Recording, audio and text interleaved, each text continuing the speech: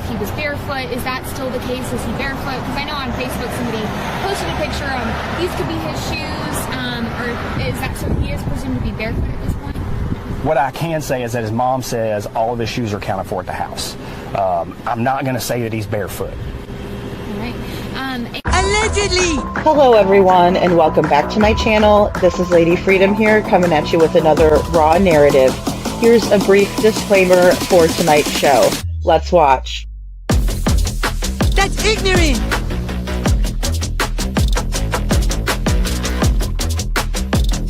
Allegedly, that's ignorant! Ignorant.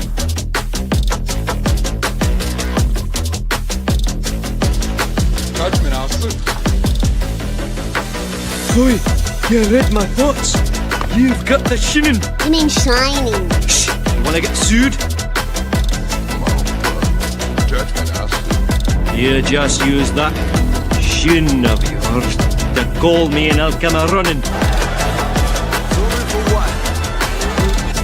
But don't be reading my mind between 4 and 5. That's Willie's time. Hey, yo, boss. I love him when he does that.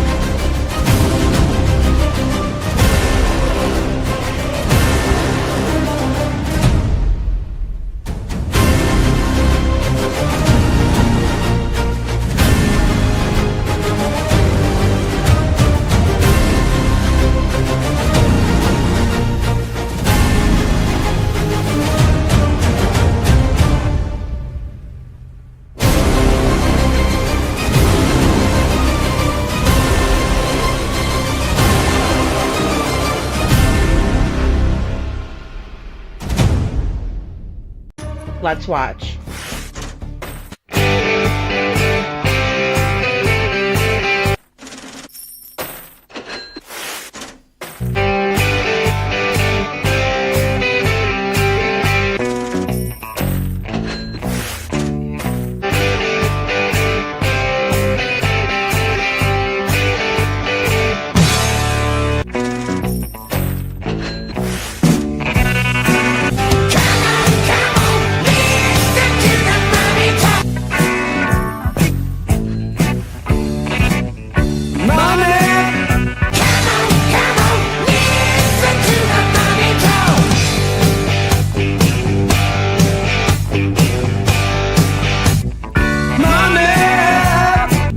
Don't get me back to good bullshit.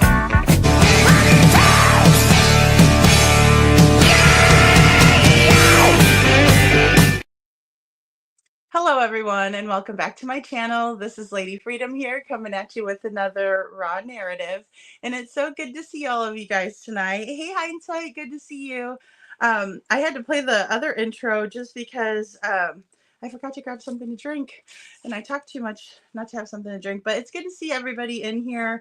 I see Megan L's, good to see you. I see Ann Reynolds, good to see Ann Reynolds and SCP Foundation. I see little Miss Sharon. Lori, good to see you. I see Bobby, Cinderella, hey Jude, Denise, Sasha, VW Hologirl, Prickly Pear, Jen, Poppy Love. Good to see all of you guys tonight. Thank you so much for coming in. Hey, Fed Up Buttercup, good to see you. Hey, Rogue, Forget Me Not, good to see you. Yeah, I ran up at the last minute. Where is Sebastian Rogers? My goodness. Yeah, so tonight that's kind of what we're going to talk about again. I didn't prepare any clips, but I think sometimes we have really great conversations. Hey, Patricia, good to see you. When we're just kind of winging it, and I think that, you know, it's good to do that every now and then and just kind of see what you guys are all thinking. I know today and the last couple of days I've been pretty busy on YouTube, so it's good to see everybody that's coming in. What did Fed Up say here? Hey, Mama, good to see you. I just slipped by you there. Good to see you guys. Oh, hey, Borna Honey. And Denise Harris. If I missed anybody coming in, welcome in, everybody. I love the jams. Thanks, astrology. I was sitting here. I was like, okay, looking around. I'm like, oh, I forgot to get something to drink, so I had to hurry up and run and get something. Hi, Colleen. Good to see you. Do you think they will have any? Will have someone find the body of the split money with them? Oh, I don't know. I don't know, Colleen. And I'm not quite convinced that of what we're looking for. I know, who we're looking for. I just don't know really the outcome. I'm kind of I think the 3 a.m. light source, I think, is definitely a point of interest for me. Hey, Sammy. I also think that, thank you so much, Jen. Thank you so, so much. I also think that there's just not really enough, there's tons of circumstantial evidence, but I think there's a little bit of missing pieces there that we still need to connect. But you hate to speculate one way or the other 100%, especially in this case. Hey, Bless, good evening. Thank you for being here. Because you just never know what could have happened. We kind of have a good timeline, I think. Hey, positivity time. Good to see you. I love that name. And then Napa Nat, good to see you. Thank you for the green hearts. So,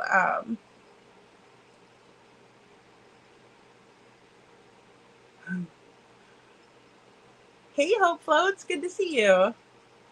If I scroll through the chat, I'll miss people, so I shouldn't scroll so fast through here. And I'm trying not to hit. There's this big button that says share the referral link, and I clicked it a couple times last night, but I'm trying really hard not to click that. So, ooh, that sounds good, Denise. Ham and beans and buttermilk cornbread for dinner. Oh my goodness, that sounds really good. Hey, Anna Marie.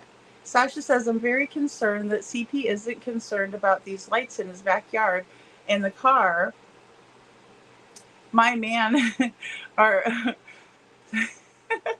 sorry, my man, huh? That's some odd CRA right there.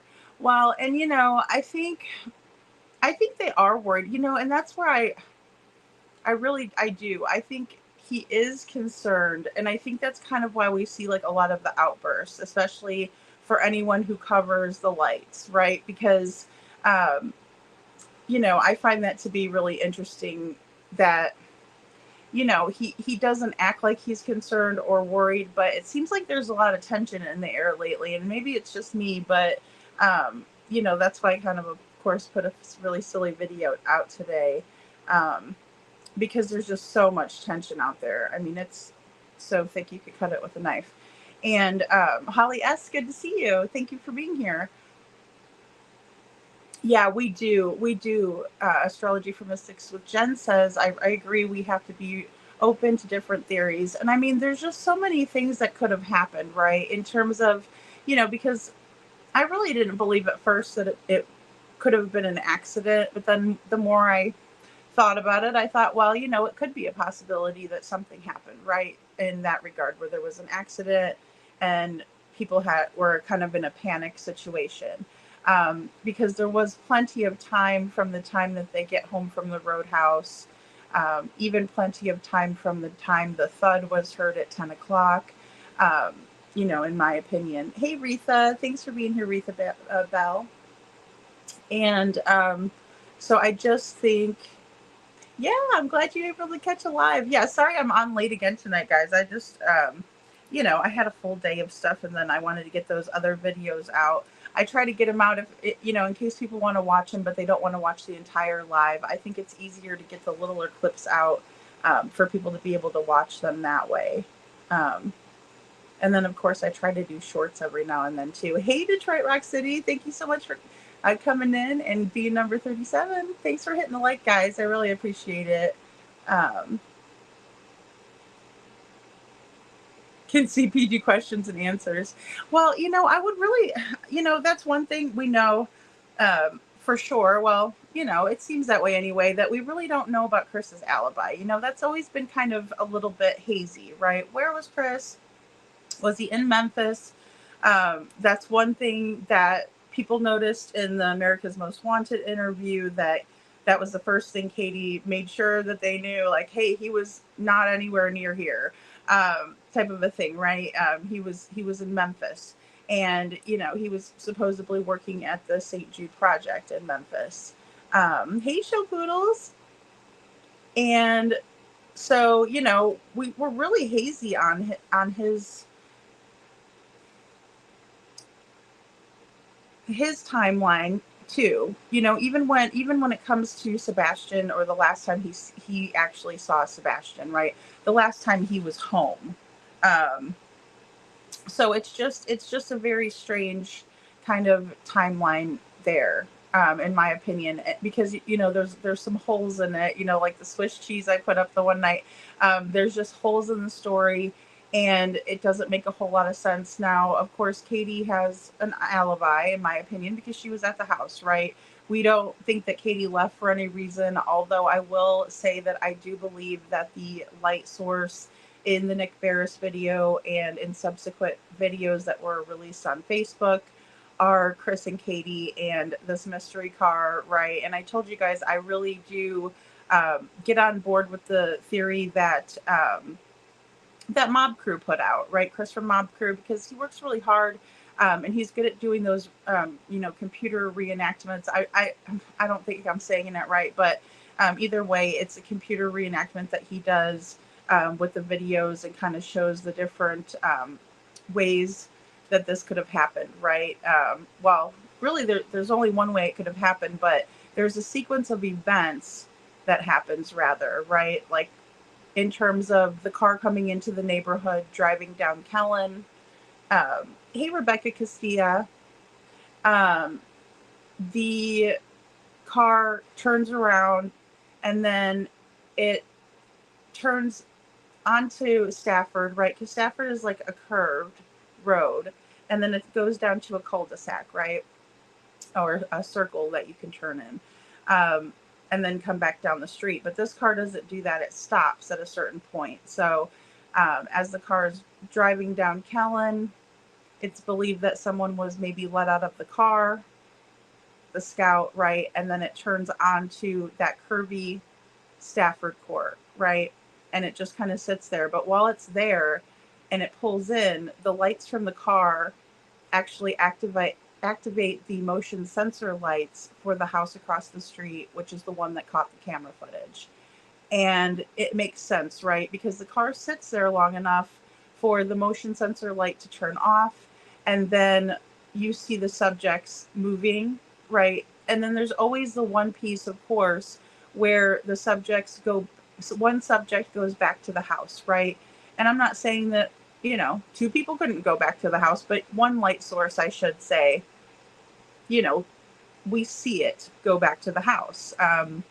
It is perceived to go back to the house.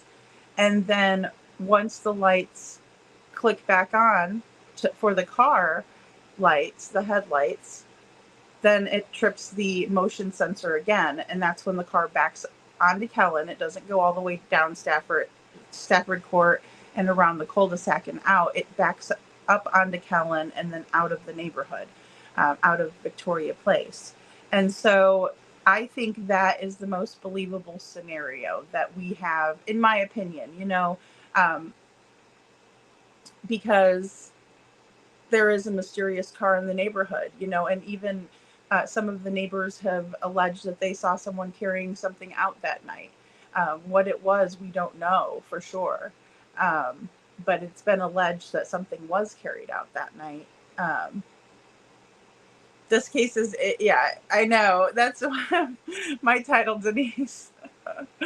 Yeah, I was talking with a friend, and that's I was like, I think that should be a good name for a show. And then today I was like, man, you know, I don't know what topic we should discuss because there's so many, that we can discuss.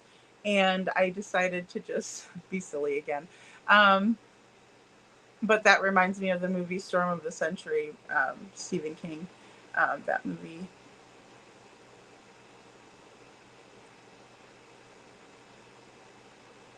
And I think, a lot of us get frustrated with this case because it seems like there is a lot of circumstantial evidence that's kind of pointing us toward a certain direction.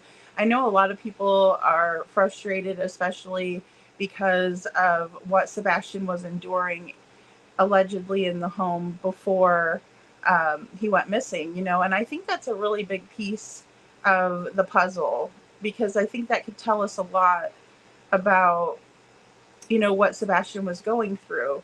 And if it was something where we saw Sebastian, even a flash of him on camera footage somewhere, I would believe that he had a reason to leave the house, right? And maybe even without shoes because of the circumstances. But it's really tough to believe when we don't have like a scent or anything. Even if there was some sort of a scent or something, um it would be more believable. you know um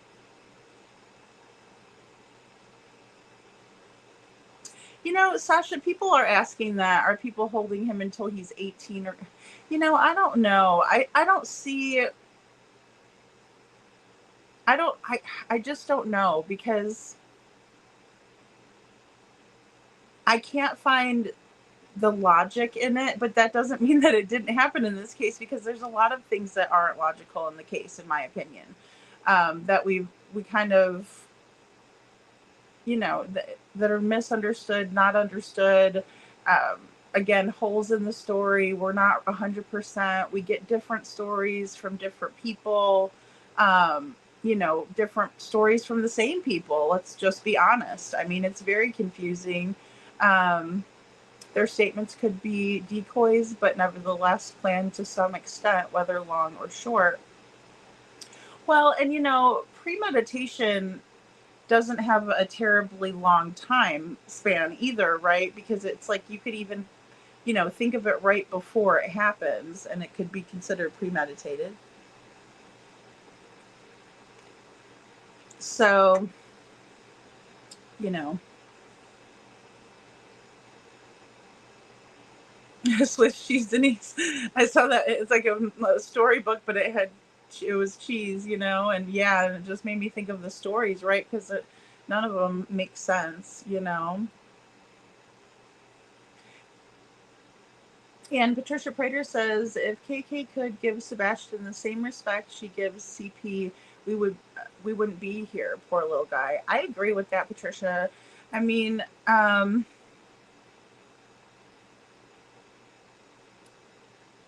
if we think about how many reports were out there, even say I've heard it admitted to that there are 3 reports. My opinion is that there were the 5 that were mentioned. I believe it was on Seth's live.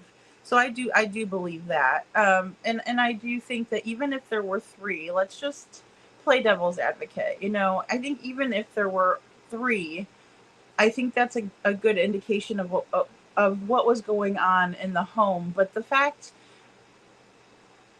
that there were 5, in my opinion, in the time frame there were is very concerning, is really concerning, right? And especially because don't forget that Seth also told us on one of his live streams that if we were to read these reports, right, which they're confidential, they're confidential reports, but if we were to read them, it would make it hard for us to sleep at night. We probably wouldn't be able to sleep, right? Because we would just be shocked, shaken, sad, any range of emotions that are bad, thinking about what could have, what Sebastian went through. And I guess I shouldn't even say could have, because, we know that he did suffer some horrific circumstances according to that, right? And I mean, that's not something any parent ever wants to, say, let alone, to everybody,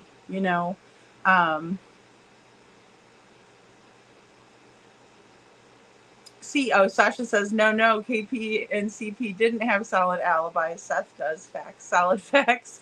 Well, and, we heard Katie say that they passed the lie detector test, but we don't know that for sure. I mean, it's not been verified, and we know that Seth has been verified. So I agree with you, Sasha.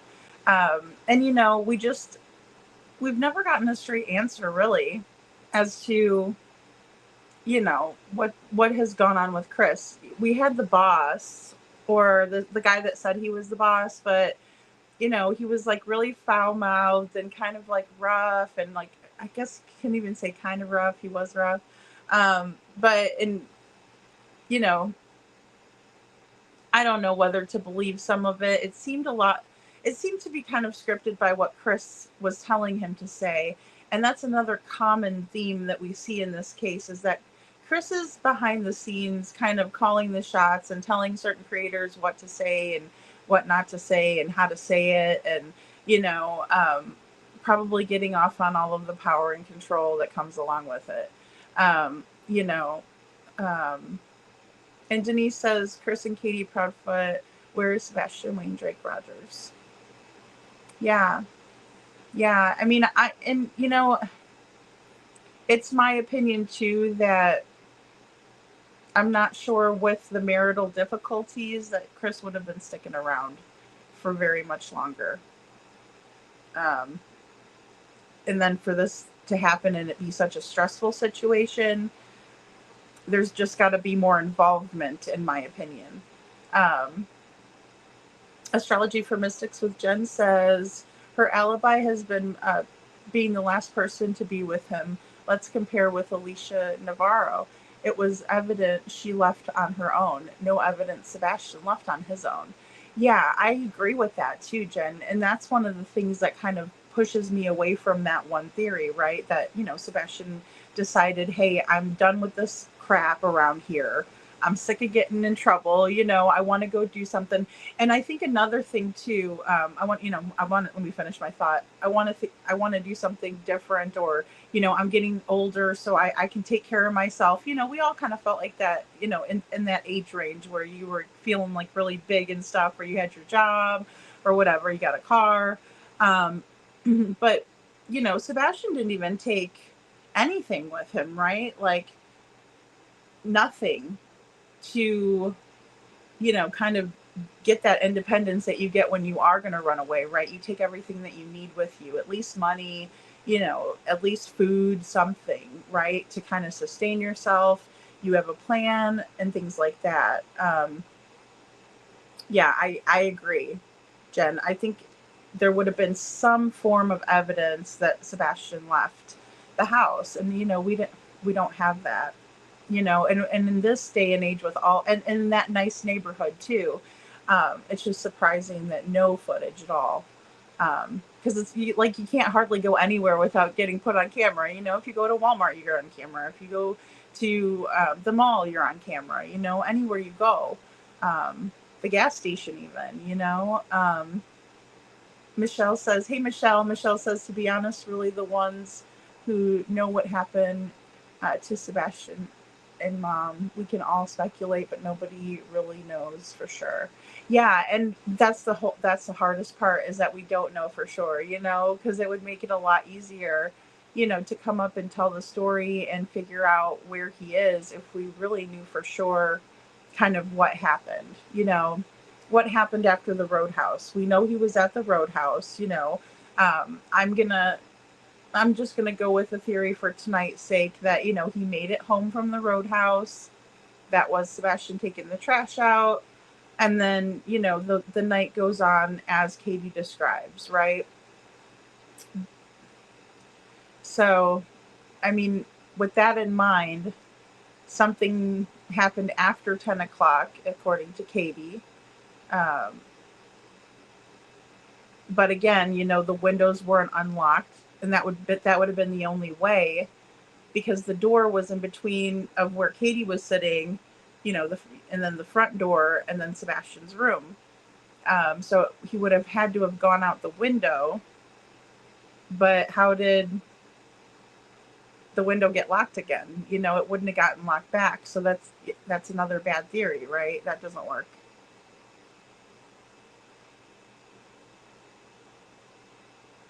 Yeah, well, if there was communications too, yeah, right. But I mean, somebody mentioned last night, which I thought was a great point. Sebastian used his phone as an alarm clock, but it was plugged in and on the counter when Seth arrived, that morning. So again, he wouldn't have any way to communicate if his switch was, basically working offline, or he wasn't allowed to have access to it. I mean, Katie didn't even let him have access to the electronics that were sitting on the table at the Texas Roadhouse, because when they came in and Sebastian pointed to the little POS system, it's a point of sale system, right? And there's usually games and stuff on there, and he pointed to it, and she's just flung the menu at him. She didn't say, yeah, you could play with that, and he didn't have his phone, so he's sitting there kind of bored. Hey, Canadian True Crime Channel, thank you for being here. Thanks for the green hearts. So yeah, it's all weird, And if they're not communicating too, Sasha, yeah. Well, and they do communicate, but they always like to lie about things, and then it's like, it's no good. Hey, Cece, yeah, it's no good. It's like, why even do, I don't know. Why even do an interview if you're going to tell us something different than you told us the last time? And then the whole fire ants thing, and, Katie saying she went to the bathroom in Dateline. We never heard her say that she checked Sebastian's bathroom. But then all of a sudden, over a year later, she comes up with that detail.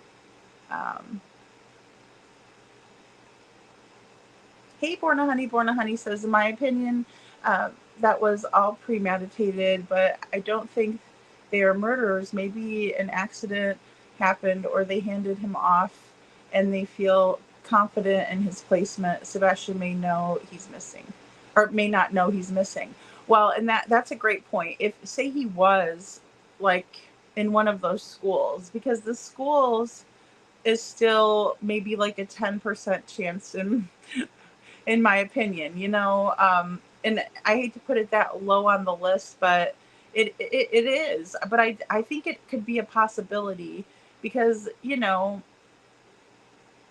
I go back and forth with that question, because for us to say that we think that Katie and or Chris, or, independently or both, are responsible for foul play in this situation, then we would have to believe that they would be able to red rum someone, right? I mean, intentionally, right? It could have been an accident. Sure. Like you said, Borna Honey, could have been an accident. There could have been a handoff. And then maybe that was some of his items coming out in the 3 a.m. lights video. I just don't think that they would take that chance to bring it to their neighborhood and in front of their house. You know what I mean? And that's one thing that kind of trips me up right there in that theory, because I think that if they had a chance to do it away from the house, they would have. Instead of drawing attention to the house, there may have been a handoff on the way home. So yeah, then it kind of gets a little bit cloudy, right? Because then it's like, okay, well then what could it be? But they would have to feel confident of the placement. And again, you know, you guys all know the yellow jacket guy is super weird to me. You know, there are a lot of different schools that will take children for quote unquote behavioral issues, right? Like in the program, that Netflix documentary, right? So they take the kids, they come and take them from their home in the middle of the night, or pick them up, and they try to do it so, you know, of course the child isn't going to be upset and protesting and upset, you know, giving them hell or anything. Hey Jules, good to see you. So, you know, it's not uncommon and it's not unheard of. And these schools are, you know, pretty much all over the place. You know, and they've been going for a long, long time. Thank you so much, Jen.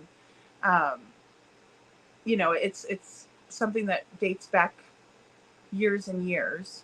And in this particular school, they had the parents really truly brainwashed, thinking like your kids are going to, you know, end up not with you anymore if you don't get them help, because they're in such bad shape, and you know they really need, you know, to be whipped into shapes, more or less.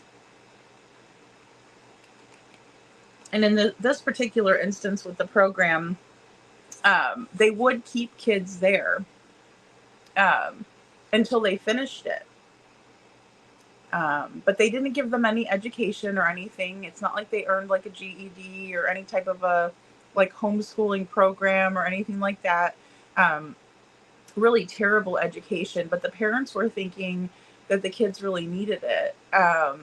And more or less, it was more like mind games, ABUSE, all of that type of behaviors and mistreatment of the kids at these schools. And, you know, the parents didn't know about it in this situation.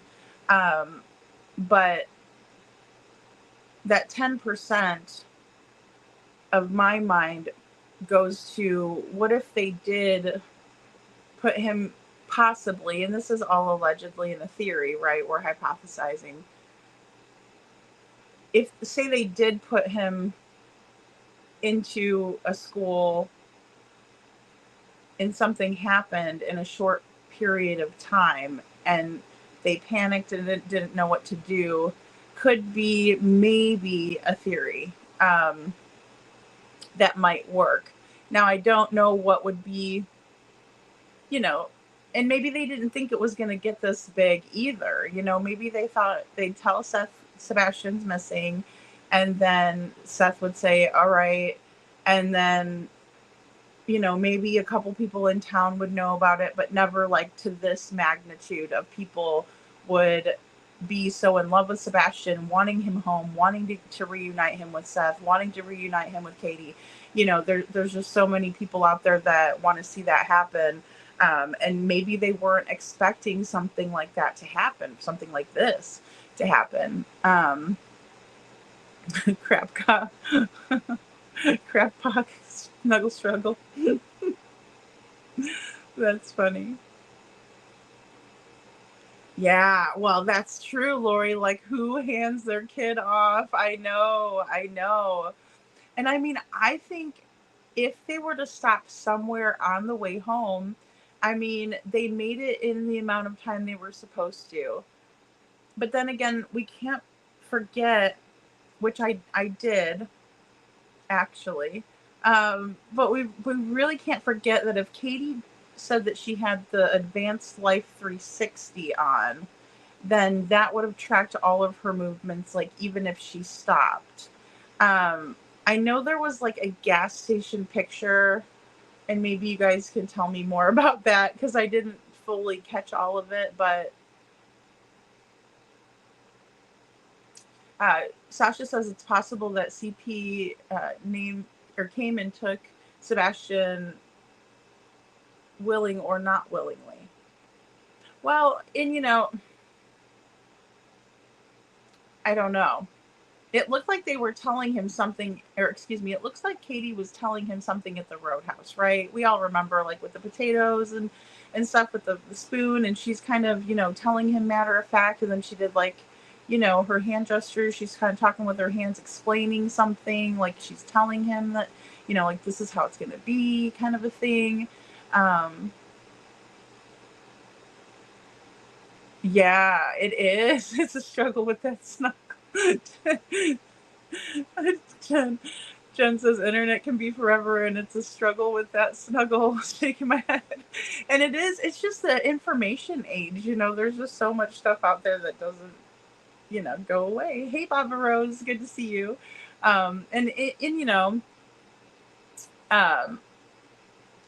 In this case, I don't think any of us thought that it was going to get this big, or that we wouldn't find Sebastian by now, right? Because like say he walked out of his house, which we don't think that, but I mean he wouldn't have gotten very far with no shoes on. Just think about how rough the terrain is around there, and even on the side of the road, you got gravel, rocks, different things that would hurt your feet, and if he was going into the woods, which we know he wouldn't go into the woods on his own accord without any shoes on, especially one, he didn't like his shoes, his feet uncovered. So there's one thing that doesn't match up there. And then also,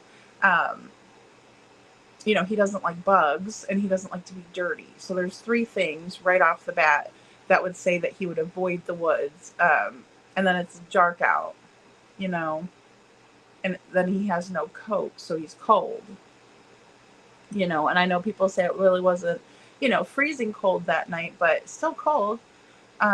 Jen says, I think we are beyond this car scenario. We know what happened there. Everyone isn't that dumb, and CP and KP are the only ones that are stupid by trying to plan this bonehead move in the first place, in my opinion. Yeah, really, Jen, I know, because I think they did maybe unwillingly, knowingly draw attention right to the house doing that, right? Because doors locked, windows locked, mysterious car. But I think that's why people get so upset about, those little things. Let me see if I could grab this really quick. Oh yeah, okay, it should let me load this in. Hold on. Finally a picture I have in this phone. Okay, so I was watching, America's Most Wanted before I came up here. And you guys might have to zoom in a little bit, or maybe I could crop it out a little bit, but let me see. I might have to do that for a better 1 second.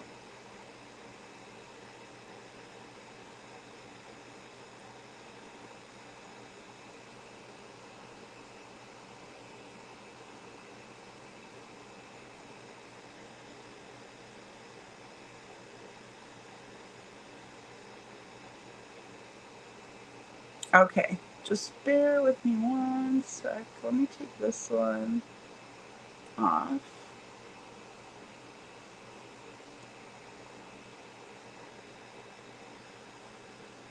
I don't want it to kick us off. Okay, there we go. We didn't get kicked off. Okay, so if you look at these pictures, right, this is just like tonight on America's Most Wanted. And like even these pictures right here have probably been enhanced, lightened, they messed with them to make them until, you could really, you know, kind of tell what the images are.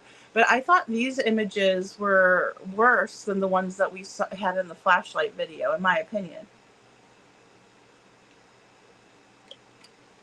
But even America's Most Wanted is putting these grainy pictures out and saying, you know, this is the guy we're looking for.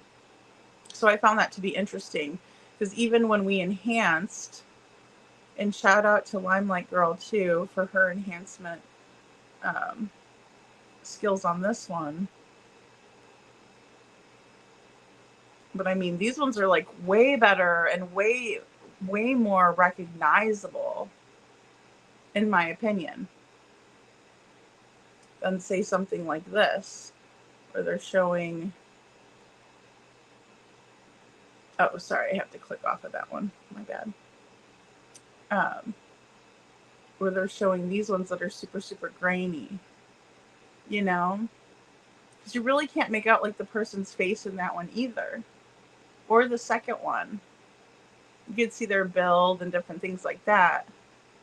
But I just found that to be really interesting, and I forgot to pull that in, and that's what I was going to show you guys tonight.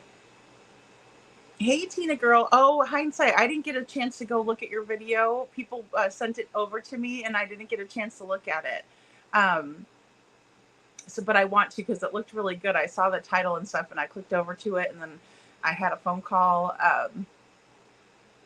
And Tina girl says, why report him as a runaway of someone, or if someone had him?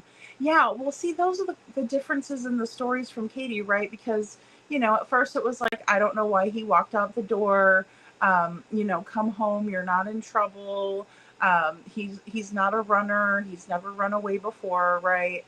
And then we hear the same stories, you know, Sebastian's not an eloper. He doesn't, you know, we heard Chris say, oh, he doesn't wonder, you know, he told us he doesn't wonder. And so we know he doesn't do that, right? Typically, like, meaning he doesn't run away from home, or he hasn't before. So yeah, Tina girl, that's a good question. And then of course we heard the story change a little bit here. You know, maybe he's out there somewhere. That's what she was telling Holly Thompson, because Holly Thompson was like, you know, I know that you're about keeping up the hope, and, you know, that you're going to see him again, that he's coming home. And, you know, Katie's like, yeah, he's coming home. Yeah, he's coming home, you know. And then we see her well, they weren't really interviewed in that regard, you know, and asked those kinds of questions in the Dateline interview, in my opinion. You know, not to the magnitude that Holly Thompson was asking those kinds of questions, right? That was her kind of main focus on the interview questions. But then on America's Most Wanted, Katie was going with the narrative that Sebastian, you know, could have went with someone or could have been abducted. So she was going with the abduction theory, you know. I know. What would they want him, or why would they want him somewhere till he's 18? See, I can't like make that connection either, Meg, because I'm like, what would that do? And then especially like with all of the, you know, blow up with the case, right? Like, why would they be keeping him somewhere? That doesn't make any sense to me. Like, because even if they were to like produce him when he's 18, you know, people are going to be upset about the resources, about the, you know, care that's in time and energy we all put into the case. If Chris and Katie already know where he is, oh, you know, God help them, because, oh gosh, I can't imagine the outrage, you know, people would show for that, you know. Hey, Juniper's Tarot and Astrology, good to see you. Thanks for coming in. Aw, I'm glad you're here. And hindsight 2002 says, astrology agreed. There's nothing showing that child leaving that home on his own accord. Yeah, and like, I don't see how he would have made it out before 10, or, you know, assuming the thud was something, you know, him leaving, right? The window shutting. Because like, maybe if Katie heard a thud and the window was shut, but it was unlocked, you know, we can surmise that maybe that was the thud was the sound of the window shutting that she heard, or something like that, right? Because she didn't go check. So that's another thing And another big piece that we're missing, right? Because all she did was holler into him, you know, and then after the fact, she started saying that he did answer her back, right? But even when Katie was saying things like, you know, he said goodnight to me, he said goodnight to his puppies, you know, or good night, mama, good night, puppies, you know, she doesn't answer back in that scenario. And she did the same thing when she was describing the interaction with the thud. At first, she didn't say that he said anything back. You know, she just says, I don't care what you're doing in there. You need to go to sleep. You know, it wasn't always the yes, ma'am, you know. Um, but I absolutely agree. Um, in my opinion, you know, unless there's something that the police know that we don't know, there's no footage. You know, there's no scent. There's no proof that Sebastian walked out of the house by himself. You know, um, so I think they went near Rogers Street in Gallatin. See, I'm not familiar with the area, you know. Astrology for Mystics with Jen says, Tina girl, I theorize the same way. She made like in the beginning he ran away. I don't know why he walked out that door. Yeah, exactly. Yeah. And it really convincingly too, Jen. I agree. Like she was like, you know, I don't know why, you know, like she couldn't even get it out because she was so upset, right? That I don't know why he would have walked out that door, you know. But really it seems like at this point, looking back, it was almost feigning that kind of concern, right? Um, because she did seem concerned in the beginning, you know, until we learn more details, then it even looks more and more fishy, in my opinion. And of course, there's some people that are going to be like, "Well, I thought it was weird right off the bat," but I will agree with the wording, you know, with the way that she worded the statement. Um, it is odd, you know. I don't know where he went. I just want him to come home. And then she also pleaded with Sebastian, you know, please come home. You're not in trouble, you know? Yeah, Sammy, absolutely. The courts say premeditation can occur in the blink of an eye. Yeah, it really can. Like if you even had like an inkling, right, of a thought. Thank you. Yeah.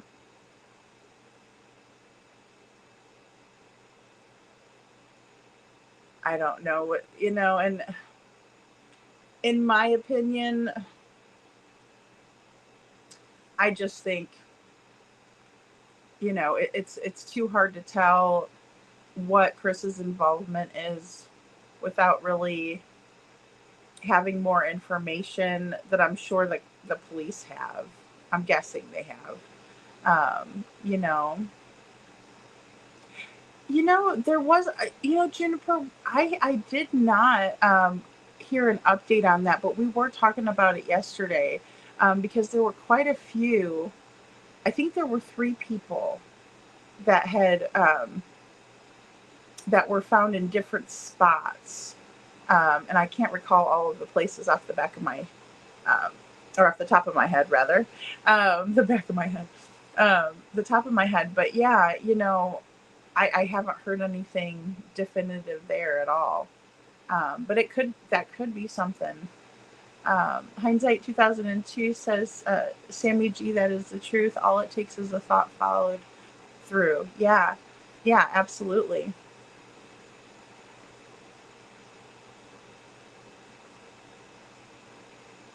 Well, and Sasha, I think Katie was definitely in the house because if she would have left, see, and I'm using the same theory. this I'm using the same theory I would use with Sebastian as Katie, right? I would say because there's no footage of Sebastian or anything like that. I don't think that's the reason, or I don't think he walked out on his own, and walked out of the neighborhood and stuff like that. Same thing with Katie, because the next time that they catch her on camera, is when she's driving around after Sebastian's already been, reported missing to Chris, and then they're going to report it, 30 minutes later to law enforcement. And Tina Girl says, I don't think he's being held anywhere either. I feel something really bad happened that night. I don't know if it's planned or not, but we need to find him. Absolutely, Tina Girl. Thank you. I agree. I agree. Oh, sorry guys, I popped the wrong thing up there.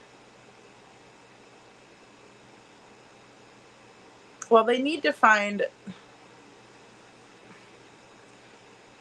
we just really need to get a more accurate timeline of events. But again, it's so hard, because even like when we were trying to compare these stories, there's so much that changes. At least we know exactly when the dispatch call was made, so we kind of can, focus on, okay, yeah, they had 30 minutes where there, what were they doing during that 30 minutes, right? Were they on the phone with each other that whole time? We know from the neighbor, or Bobby alleged, that the other neighbor helped Katie look in the crawl space over at her, at the neighbor's house, right? And so they did look there. Yeah, absolutely, Jen. We gotta get him home. We do. We gotta get him home. Okay, Smiley made a post. Juniper Tarot says, Smiley made a post today, but I'm not sure if the body was identified or any clues it was yet. Okay, yeah. Yeah, and I didn't hear anything either, so, okay. Oh. Well, and then there was another thing, too, with that, too, Sasha, is that I heard something about where, well, for one, we have missing footage in the neighborhood, in my opinion. It seems that there has been one person that didn't turn their footage in. Now, that's been alleged. I'm not sure if that's true or not. But that, if that is true, it could be a problem. Denise, a lot of people have said that. I don't know. And again, it's been speculated on why they weren't in their home for the America's Most Wanted video. I don't know if maybe they're living separately, but I don't know. I don't know that.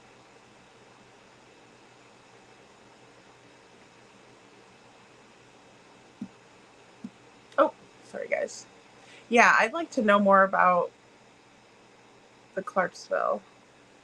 Tina says, how about KK be a real mother for once and say what she knows? Finally stand up for your son. Yeah, I wish she would, Tina Girl. And I just wish they really would have taken her aside in the beginning. Not in the house. Like I said, it's a completely different scenario when you're in your house rather than when you're at the station. Me too, Jules. That's true. Yeah, stubborn teenager that you think you know everything, and you're like, I'll be fine. I can just take my stuff and I'll go. And, you think it's going to be so easy and stuff. And then you're like, oh, But I mean, you bring your shoes, you bring, a coat, you bring a bag of stuff, a backpack, if you're a boy, girls will probably bring like a bag or a purse or something. I don't know. It's just weird that he wouldn't have brought anything with too. Somebody was saying about a crawl space too, Sasha. Yeah. Somebody was saying too about a crawl space, and I don't know enough about it. They were saying that it was like a 4-foot, I think I read, a 4-foot crawl space, which, isn't, tall or anything, but it's also not that small either, because some crawl spaces are really small.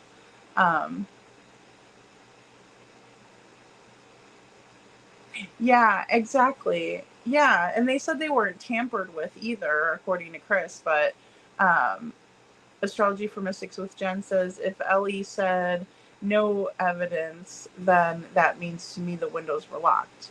Right. Absolutely. Yeah. Because I mean, and you can't lock them from the outside, so there's no way that they would have been locked like behind him. It's not like he could lock them behind him or himself or anything. Um, and the front door, there'd be cameras facing the front door. And I believe they would have also gotten Sebastian's window, but I could be wrong on that one. But I think Michelle says, but KP has said she was in the living room and no other lights were on in the house, but Mob Podcast shows her bedroom light was on. Yeah, I do remember seeing that. Yeah, I do. And then we were trying to figure out like what the projection was like from, if it was the light bulb projecting off. I remember that too because I did catch that live, Michelle. Yeah, that was interesting. And then I thought that there was like something in the kitchen that was on.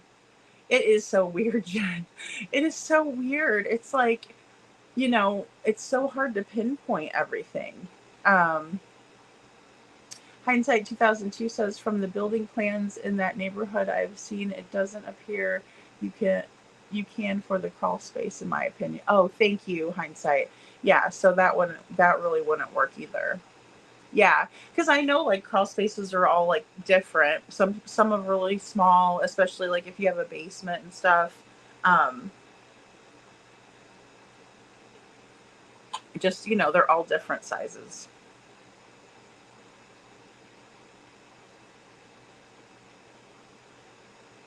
Juniper's Tarot and Astrology says, poor Sebastian, he was stimming when he walked into the restaurant. Holding his ears is a clear sign he is overstimulated. Shaking my head. Yeah, absolutely. And, I know it can be really loud too out there, and that's the thing. And, and you wonder what was going on in the car before that too. It kind of makes you wonder. Cinderella says, allegedly, in my opinion, the window was open only to air out the house after cleaning up, get rid of any chemical odor, in my opinion. Oh, yeah. Well, what was it? Was it the kitchen window that it was alleged that was open that night? Cinderella, I know we talked about it before and you guys were telling me, and I thought you guys said the kitchen window was open. And Sammy says, because no one asked her if she had checked the bathroom a few months ago. Yeah, or someone. Yeah, okay, because someone did ask her if she checked the bathroom a few months ago. I remember that too. I don't remember who asked it or where it was, but I remember somebody asking her that. So yeah, Sammy, thank you for that. You would think you would check to see, because I mean, a lot of times when you first get up, you need to go use the bathroom, or maybe he was in there getting ready, or, again, Seth will tell us the routine that Sebastian had at his house, right? But when we ask Katie those questions, she doesn't like to answer them. It's even hard for Katie to answer what Sebastian's favorite movie is.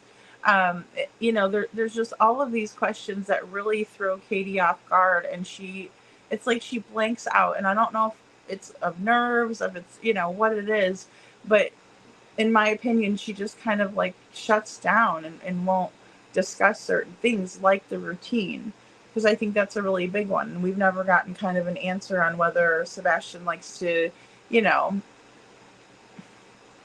be really, really, really rushed in the morning because it's only an hour to get ready for the school bus, or if he likes to, and I would think just for his sake, to have a nice cool down, right? Or wind down period at night, that like a bath or a shower, whatever they, like better, would be a good thing to calm down, especially if he was, like you said, overstimulated. Absolutely, Juniper. Thank you. Hindsight says, agreed. It was a lot for that day. Yeah. And it sounds exhausting to me every time I hear about it, because it is, it's like, a lot going on, breakfast and running around, and then come back to the house, put the groceries up, kind of maybe have a little bit of chill time then, but then go off to the arcade, bowling alley, and they decide. And I don't know if Sebastian like really had his heart set on, and of course this is purely speculation, right? Of course, purely speculation. But say he really had his heart set on going bowling, because we know he did like to do that. We saw him in the bowling video, and he looked like he was having a ball. Um, hmm. but yeah, so we know that he likes that.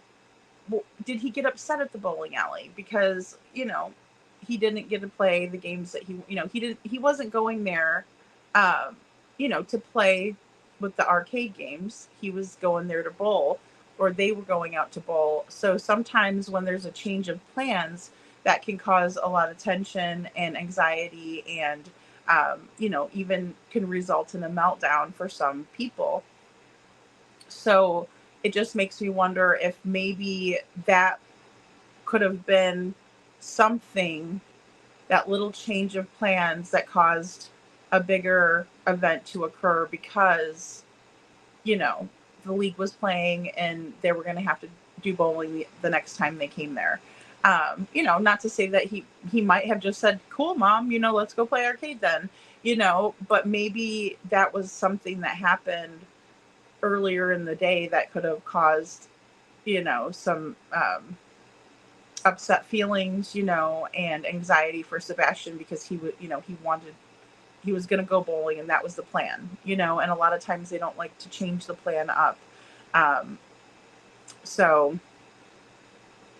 just a thought,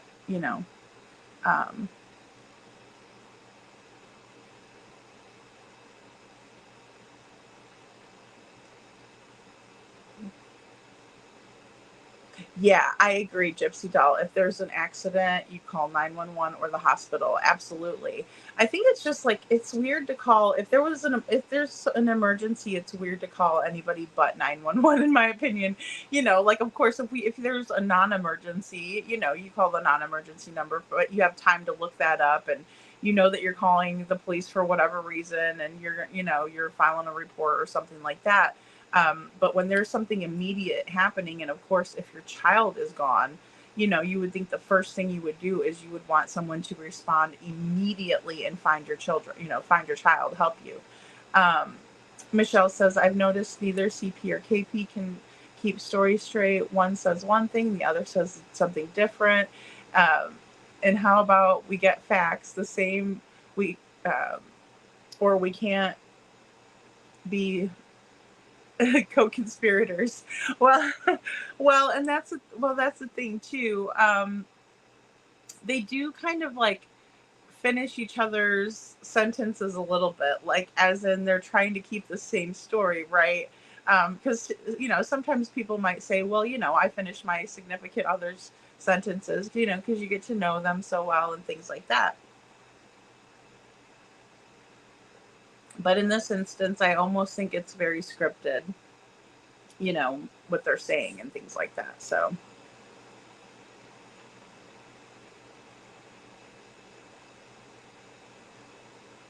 yeah, I don't think she searched the house either, Denise. I think they were panicking in that 30 minutes. I really do, because it wouldn't take that much time to figure it out. You know what I mean? Especially, like, just think, you go to your son's room, he's not there. So you're like yelling through the house, right? Sebastian, where are you? Once you realize that he's not, say she did go in the bathroom. He's not in the bathroom, he's not in the kitchen. Where would he be? He's not going to be up in the bonus room, was he? Well, go up there and look really quick. He's not in Faith's room. That's Faith's room. Why would a boy be in his little sister's room? That's, not the place that you would think you would find him, right?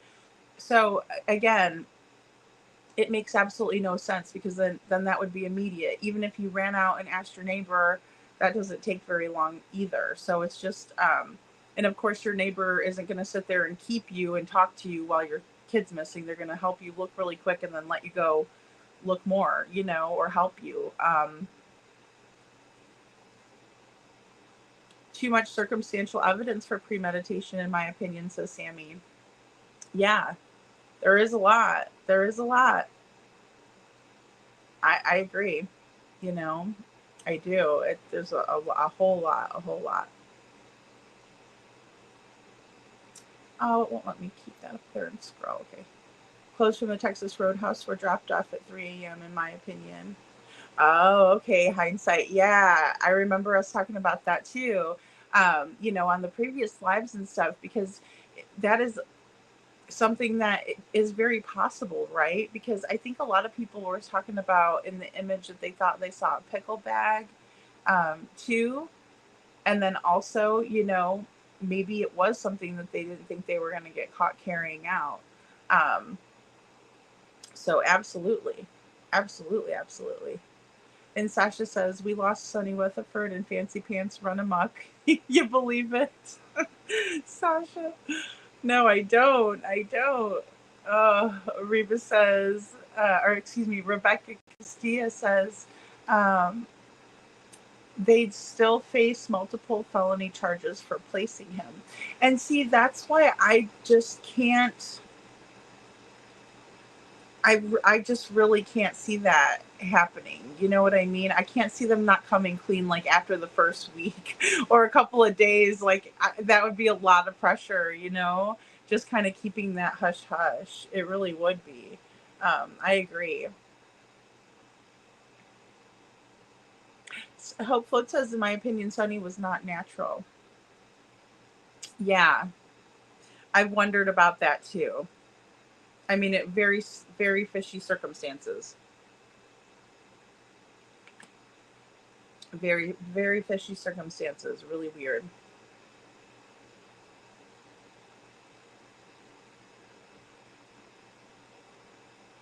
Oh yeah, that's a strong possibility too, Cinderella. In my opinion, um, his name has changed if he's in a facility, and they may have dyed his hair.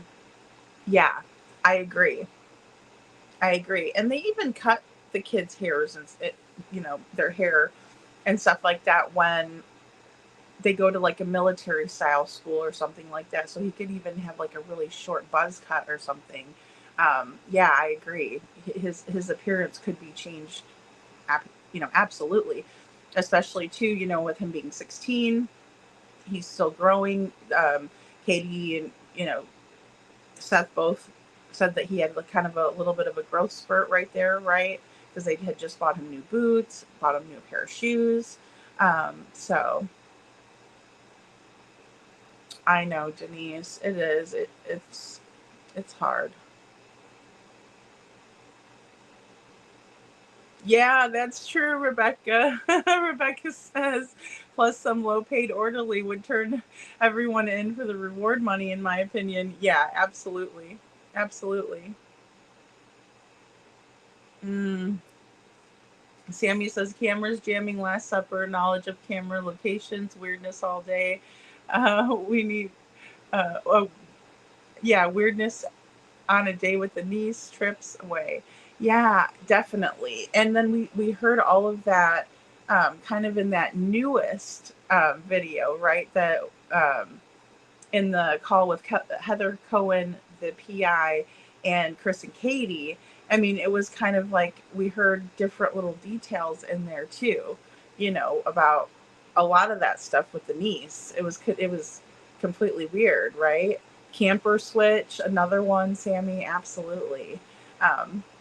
Get me some coffee too, Anne. Juniper's Tarot and Astrology says something is just extremely off with this entire case. We just need that one clue to unravel this whole case. Too many loose ends that need to be tightened up. Absolutely. Absolutely. And even like some connections that could be made too, that would possibly show us, exactly who was involved, right? Yeah, absolutely. And I would think maybe by now they would have gone through all of the data and stuff, but I don't know how long that stuff takes to get back from, any of those places where they take that kind of stuff in terms of, the digital data. Hindsight 2002 says, Cinderella, in my opinion, I agree with that theory, or he is being homeschooled with an ABA private person somewhere. Oh yeah, I can see that too, hindsight. Yeah. Yeah. Very possible. Well, and if somebody gets paid enough money and maybe they don't know and it's in a rural area, or maybe if it's like Mexico or something where they're not, they don't know um, about Sebastian. I mean, I know there's flyers that are printed out in Spanish and things like that, but you just never know. Um, a school is mandated reporters. That's true. That's true, Denise. But I'll tell you that that uh, series. It's like a documentary. The program. It's mind-boggling how they keep these kids, and how some of the teachers are not even really teachers. They're just power-hungry adults that like to inflict harm on children and power and coercive control. It's really amazing to think that a facility can be run as a school, but it's not even really a school. I mean, these kids didn't even get a proper education or, a diploma or GED or anything when they left. They just got a certificate of completion from the program, right? Um, yeah, it's crazy what people will do for money. Um, Sebastian did not have that kind of behavioral issues, as you could all see from the Texas Roadhouse video. Yeah, he acted normal, smiled at the waitress, walked normal. What's the big problem? Yeah, Jen, I agree. I thought Sebastian was extremely well behaved. I thought he was polite. I thought that he minded his mother, right? A lot of times when kids have behavioral issues, right? They really treat their moms and dads like, crap. I mean, we see these kids on like, the talk shows back in the day, and they'd be like, whatever, I'll do what I want. And they're like screaming at their parents and, F this, and they're hitting their parents and doing all these things, and the cops are getting called and different things like that. In Sebastian's case, it was the complete opposite, right? It seemed like police were being, well, not police necessarily, but CPS was being called, to the house and that sort of thing. So, it's one of those things where I don't see how they could have. I don't see how anybody. Let's just put it this way, in my opinion, and I agree with you, Jen. There's no way that I could ever meet Sebastian. And don't get me wrong, I'm not a teacher, or I don't work at a place where they would bring kids for behavioral problems or anything. Never have. But if I was just to meet Sebastian, I don't think that I would say, yeah, he has a behavioral issue and he belongs here. But then again, in that documentary, it didn't matter. That didn't matter either. Um, Hey, Shadow, good to see you. And Juniper's Tarot and Astrology says, I'm suspicious of the campers, uh, I'm suspicious of the campers, and didn't Chris sell the camper he was in when Sebastian went missing? Yeah, it was said that there was a switch of the campers, and then that the other one was sold, to my knowledge. Oh, I thought I was going to sneeze there. I still might. Okay. 1 second, because I might have to take the mic off so I don't sneeze on you guys. Michelle says, okay, CP wasn't supposed to be around Sebastian. I think that might be a motive for getting rid of what's keeping CP out of the house. And he rolled over in his mind, gave Sebastian the cat treatment. Well, and that's another thing that I added into the video too, that I posted today, because I was like, I forgot to add that in. Katie always talks about how Sebastian loves cats, and it's nauseating for those of us who have been on the case this long, right? Because we learned, let's see, think, yeah, because Smiley was in March, and Smiley was the same, day as the Terry Lynn interview. So, I mean, he told Terry Lynn that he got rid of the cats, because he was allergic. And then, she offered to give one of her cats to him, when he comes home. And so we learned very, very early on that, and then earlier in that night, we were told about Brownie, the snake, right? So,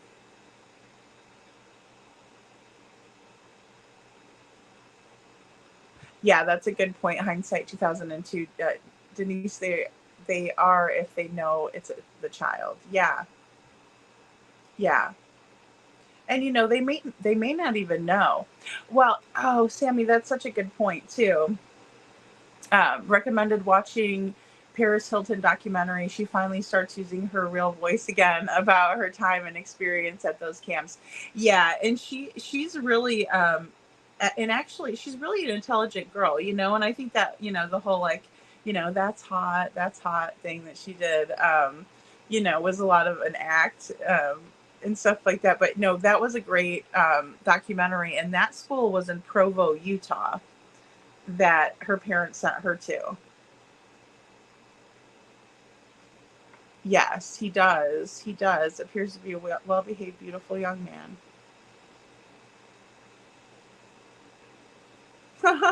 Aw, Jen. Thank you. Aw. Hey, Napanoch Father, good to see you. Rogue says if he was in a school, what would be the point of chasing searchers off? Well, hey, that's a great point, That's a great point. Yeah.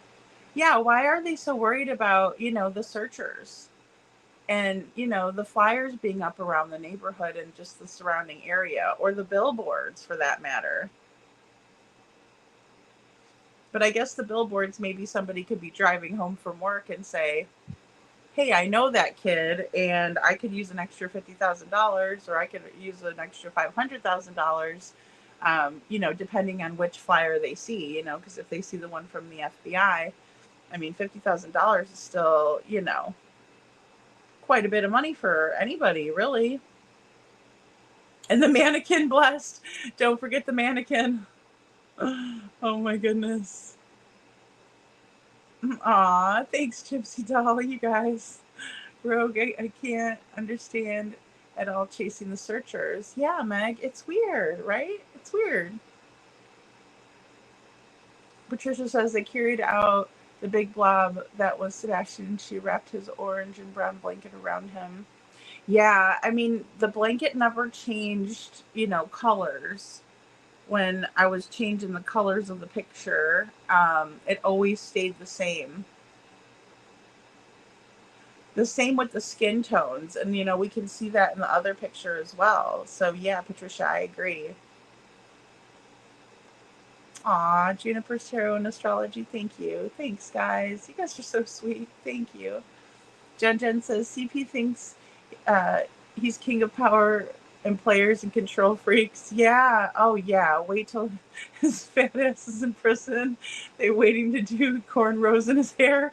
Oh, my God. He does have those curls if he grows them out again to the mullet, and then he could just do like half a mullet, cornrows and mullet, and leave the curls. Oh, gosh. We're always messing with his hair. That baby curl in the front. I don't know, and cornrows in the back, maybe. It depends, because he doesn't have a lot of hair up top. And Rogue says, as they freeze frame on the lights, this clearly looks like Chris holding Sebastian wrapped in a white sheet, and Katie standing beside him, and Terry bending with the back door open. I go by that. Yeah.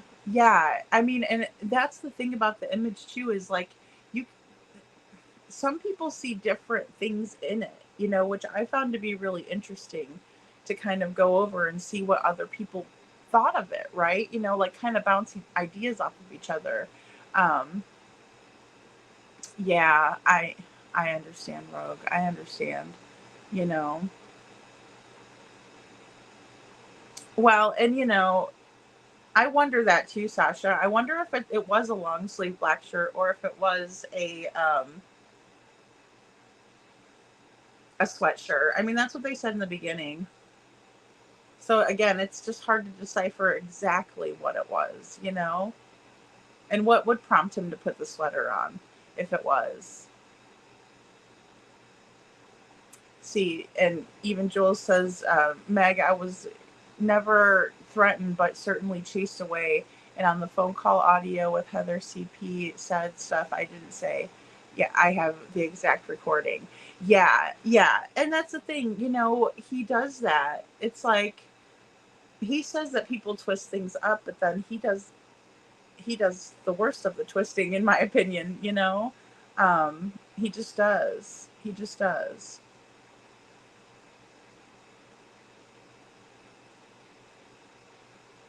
And Meg says, I believe he lied because it's something he does often. I meant to make a list of creators who were chased off last night, even those who have now flip-flopped. Yeah, I mean, I think that would be a good list. I really do. I mean, off the top of my head, I can think of a lot in both categories, or creators that had said, like, hey, this is just too much. I can't, cover this case very much, or something like that, The Flintstones are awesome. Hey, Robini. In hindsight says, Sasha, she didn't see him go to bed and assumed from his clothes that were not there allegedly what he went to bed in. I'm not in agreement with the rationale, in my opinion. Well, that's true, hindsight, because she did just say, he said good night, Mom, and good night, puppies, and then went to bed. And then they never did tell us definitively, like, which graphic was on the t-shirt. I mean, even like the sweatshirts have graphics on them too, so it could have been a sweatshirt. And there is, yeah, I don't agree with the rationale either. I would agree too, Rogue, that Katie would appear shorter next to Chris. Yeah, because she's a little shorter than Chris. Unless she had heels on, but she wouldn't be traipsing through the yards with that on. Boy, oh boy, it's terrible. Thank you so much, Sasha Johnson, Rogue says. The main people trying to find Sebastian Rogers, but they got death threats, and that just so far-fetched that would ever happen. But if so, follow where they're coming from, and it might help in the case. I agree, but that's one gripe that I have, is that it seemed to me that law enforcement was saying they weren't getting threats reported, right? But then people were saying they were reporting the threats, so it's kind of like it's tough, right? And Canine Captain Joel says, notice how he and his family never came after me directly. They had creators do it. Wow. See, and that's really powerful, in my opinion, because that's what was alleged that was happening before Sebastian ever, went missing, so to speak.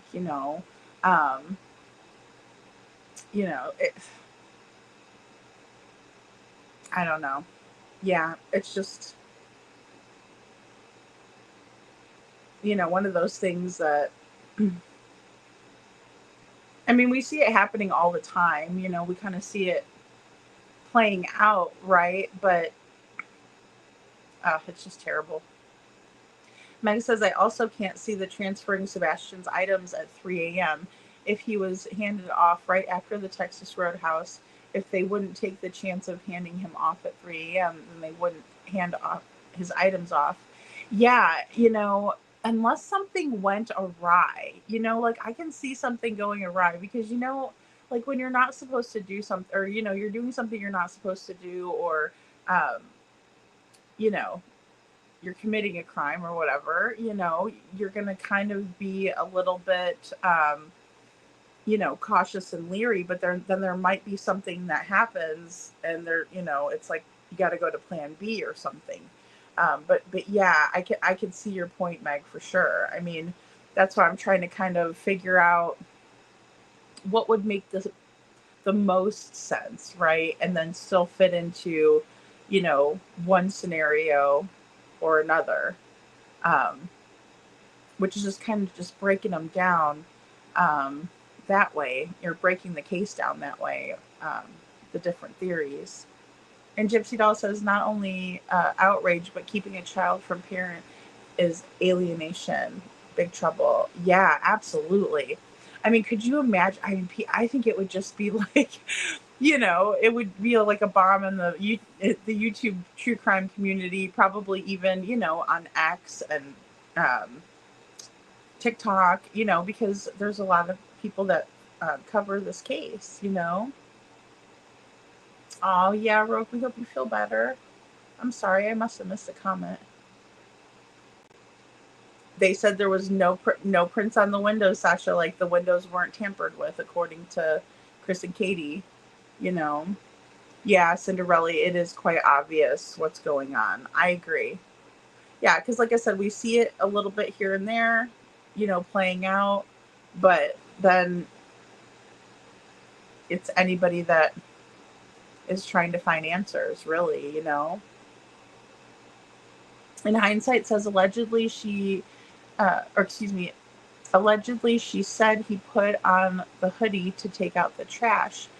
That's, yes, hindsight. Thank you for the reminder. That's right. 15 minutes after they got home, right? So that would have been, about 7 o'clock, right? 7:05-ish, assuming over the t-shirt he wore to the Texas Roadhouse and then took it off again. In my opinion, not in agreement with that.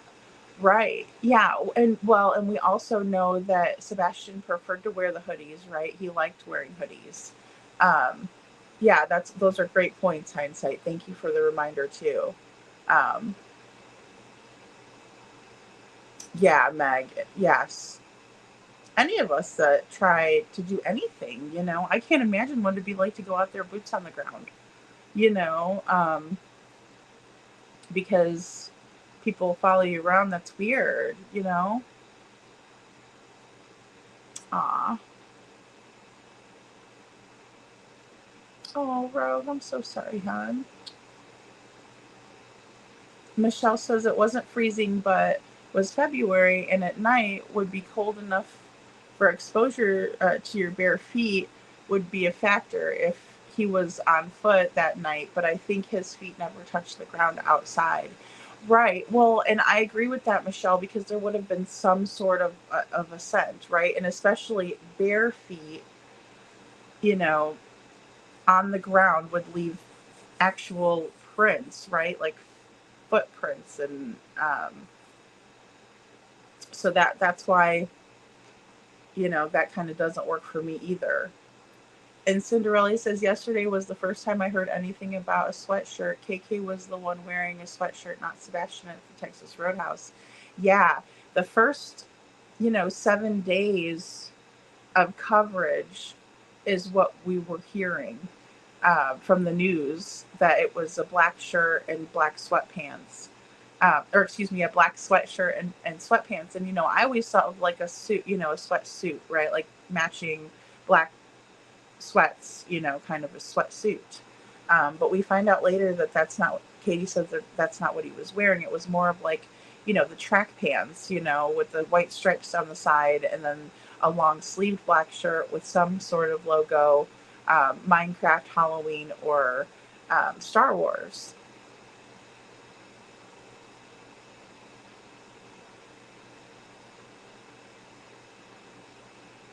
Okay, yeah, about 50 outside that night.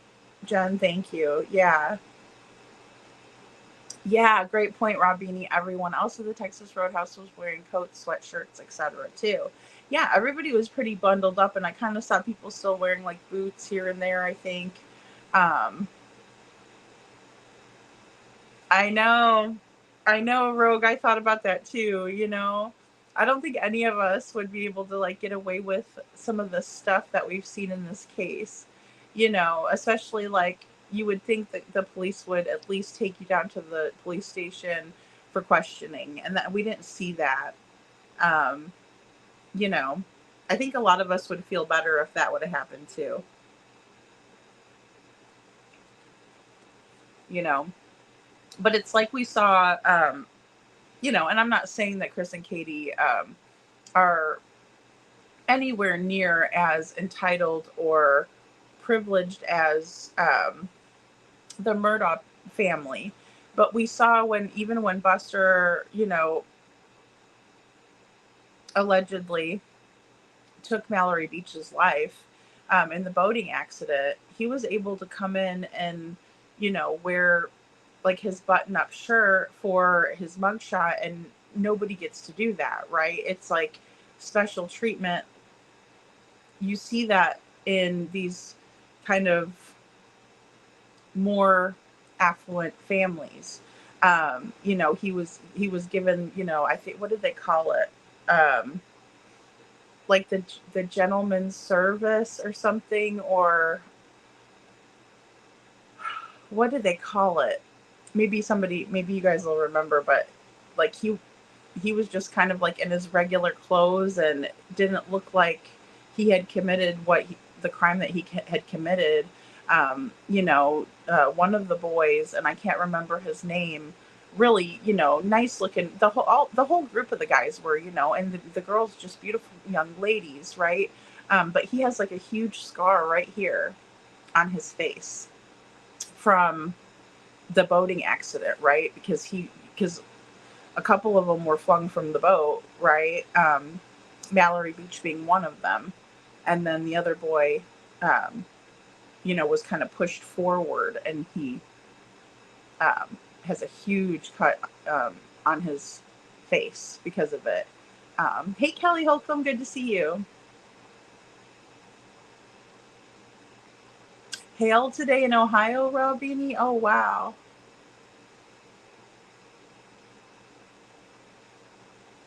Well, and that's true too, Rebecca. They've never had any hard interviews by the press. I agree. I think Nancy was one that they were really nervous for. But it always seems like they probably have the questions set up to where they're not going to get asked the hard ones. I agree. You know, and then we had Chris kind of, you know, showman, you know, fire away, tell me, you know, that sort of thing. And they did. Hope floats, that's probably true. She says, in my opinion, that was to keep LE from the house. Yeah, definitely. Huge possibility. Yeah, Meg, I agree. And Juniper's Tarot and Astrology says, I understand, Rogue. Yes, going under for surgery is very scary. Yeah, but you have complications if you let it go too long. Ah, sending love. That's so true. Thank you, Juniper's Tarot and Astrology. Thank you. That was so sweet of you. And Cinderella says, since they left the state, they would be charged with abandonment. Yeah, you know, and, or they should be, excuse me. You know, that's always been kind of something that has bothered people, right? And I mean, it does me too. Because I don't know, even if you're getting harassed and stuff like that, and I know that's not right. I do not think it's right. Never have thought it was right. But I don't know that I would, I think I would be too afraid to leave the house. Let me just put it this way. My fear of leaving the house and my child coming back and me not being there would be greater than anybody threatening me. Is just my opinion and thought process. And maybe it's because I'm stubborn as hell. But I would definitely be more afraid to leave than I would be to stay. I know Jen, and they just can't come in until they're invited. They're like vampires, you know. Hey Sharon, good to see you. They're like vampires. If they, you know, are invited, they can come in. If they're not, then they can't. And it's really up to Sumner County at this point because they're the ones who have the jurisdiction. Um, and Joel says, I went to basic training at age 17. The drill sergeants literally broke my attitude. Yeah, definitely. Well, this school was like, it wasn't even military. It was like more, oh, gosh, I forget what the tactics were that they used. Um, but it was it was really, really strange things that they would do. Um, you know, and not kind of preparing them for life and things like the military does for people, you know. Hey, Bubbly Beth. Bubbly Beth says the crawl space is on the left side of the house towards the back. Okay, it's so hard, like with, and not to say, because obviously, like, we don't need to like zoom in on people's houses and their backyards and stuff. You know, it's intrusive. But like it for Google Street View, it's so hard to see like the backs of houses and stuff like that because you can always go, or you can only go like forward and backwards with it. So, um, yeah, it would be hard to see it if it was back there. Yeah, thank you for letting us know because I never heard of their crawl space. I remember them talking about looking in the neighbor's crawl space. He's chewing that gum, Jen. I can't lie. I do chew my gum really forcefully. So I'd be the same way. I mean, at least he had his mouth closed. That's terrible. Yeah, Sharon, that's true. Crawl space, in my opinion, the dogs would have picked up the scent. I can definitely see that. Absolutely. Um, Bubbly Beth says, sorry, the crawl space is on the right, not the left. Okay, so like if you're facing it, it would be on this side of the house on the left in the back. Okay. I'm trying to think if I've seen it in the pictures from like Zillow or was it Redfin? Redfin, I think it was. Bubbly Beth says the police check it and it was on one of those videos. Okay. Well, and they did have the Faro camera back there too, so I wonder if they caught anything on that.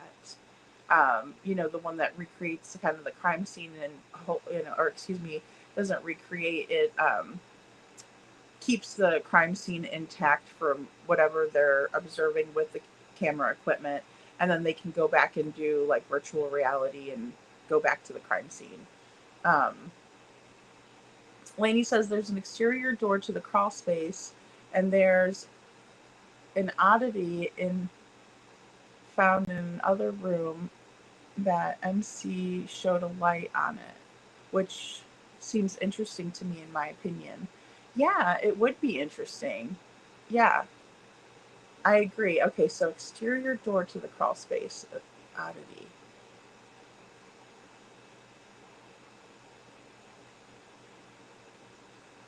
Thank you, Astrology for Mystics with Jen. She says stimming, short for self-stimulating behaviors, refers to repetitive and ritualistic movements or sounds that help an individual self-soothe, cope with stress, or manage emotions. Yeah, thanks, Jen. And that's, you know, part of, I think, what in my opinion, I do think that Sebastian was doing that when he was going into the roadhouse. You know, he was self-soothing, you know, because I do think it was a long day. I absolutely do. And then when with individuals who are on the spectrum and things like that, that is something that they do, like you said, to cope with stress, to manage emotions, you know. And so I definitely can see that being true, you know, as a speculation. But thank you, Jen, for that. And Hope Float says, I feel premeditated, but Sebastian hit his head and they took him out to go somewhere to live. Not sure he's okay or not. Yeah, praying he is. Yeah, or praying so. Yeah, absolutely, Hope Floats. Thank you. I just think the series of events leading up was just so tumultuous for it not to be something that was premeditated. But then again, as I say that, I can also figure that if you are in such a stressful situation, you're always walking on eggshells, everything is kind of, in a bad you're in a bad situation as it is. It could make it easier for an accident to happen, right? Because you're stressed and you're not thinking right, and so an accident can definitely happen in that instance. Um, and it would explain some of the behaviors, you know. Um, yeah. Well, Rogue says Katie does that astrology for mystics, hence the rocking back and forth. Yeah, definitely. Rocking is a self-soothing thing too. Yeah, absolutely, absolutely. And she was doing that in the Holly Thompson interview at the year mark as well. We don't get to see Katie's body language very often, and I think it's important when we do to kind of take note of it, because there's a reason they don't want to show us their body language, and I do stand firm on that. There's something there, because even in the Only Hands interview with Caitlin Miller, they told her that they couldn't do the interview in person or on, well, it was in person, but the only reason they wouldn't do the interview with their faces showing is because they were far too emotional to do the interview. But we do not see them wiping tears or anything the whole entire time. All we see is their hands, placed together, holding hands on the table, and that's it. Hence the reason I'll call it the Only Hands video. Jen says they didn't do a search on it with so many people in there. Yeah, I agree. The more people that were in the home the morning that Sebastian went missing, they were contaminating the crime scene. Like 100,000 million bajillion percent. That's my story. I'm sticking to it. Nobody's convincing me otherwise. Everybody coming in there. There have been several cases out there. One that comes to mind for me is the Springfield 3. A mother, her daughter, and her daughter's friend. They have never been found out of Springfield, Missouri. And it wasn't intentional per se. I mean, we still don't know what happened to them, but the same thing happened. There were so many people coming in and out of the home when this happened because it was completely chaotic. Nobody knew what was going on. There were even some voice messages that were accidentally erased off of the answering machine. And so, it was like one of the old school ones where, there was a tape in there and you rewind it or whatever. So that crime scene was also contaminated. Whenever there's a crime scene, you don't want anybody in there touching anything because, any fingerprints or anything like that can be mixed up and of course, could really spoil the evidence, if you will.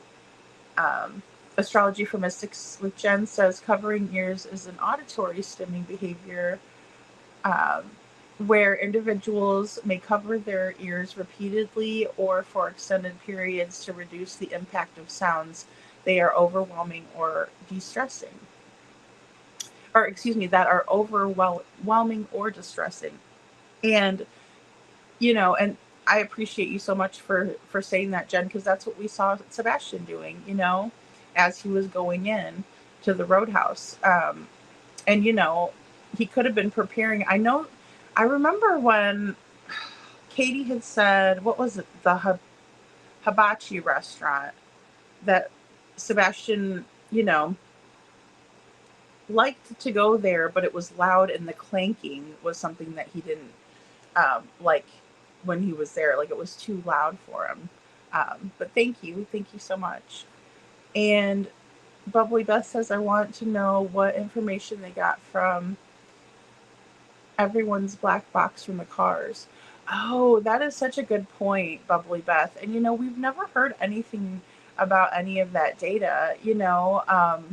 The one surprising thing to me was the Life 360, because we'd never heard that, they had that, which I think it's really important, because those, it's pretty accurate, the Life 360s are. But the black boxes from the car, that is such a good point. And I've never heard anything about it. Aw, thank you, Lori, for the green hearts. After sushi. Well, that's another thing, They said that Sebastian didn't like red meat, so why go to the Roadhouse? Yeah, see, exactly, Meg. After the Roadhouse, did he shower, brush his teeth, take his medication, just anything? Yeah, I know. We never heard a good, like, wind down after that busy, busy, busy day, right? Or was he just so exhausted, Because then to go play in his room, but then again, he could have been overstimulated. Again, like what Jen was saying here, to where he wasn't ready for bed. He was wired for sound, and a lot of us that have trouble sleeping, know that feeling. It's like you could be so tired and so exhausted from the day, but then you catch that second wind.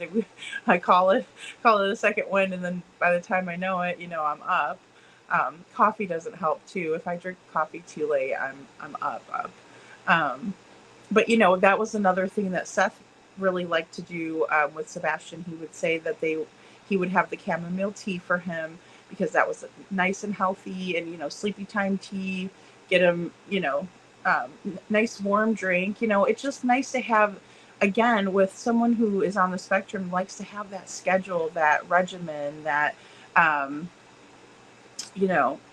the certain behaviors that are in place. And again, if something during the day didn't go as planned, that could have really been catastrophic for some people. I'm not saying that Sebastian did react to that in that way or not, but sometimes it can cause a lot of stress, and so it just makes me wonder.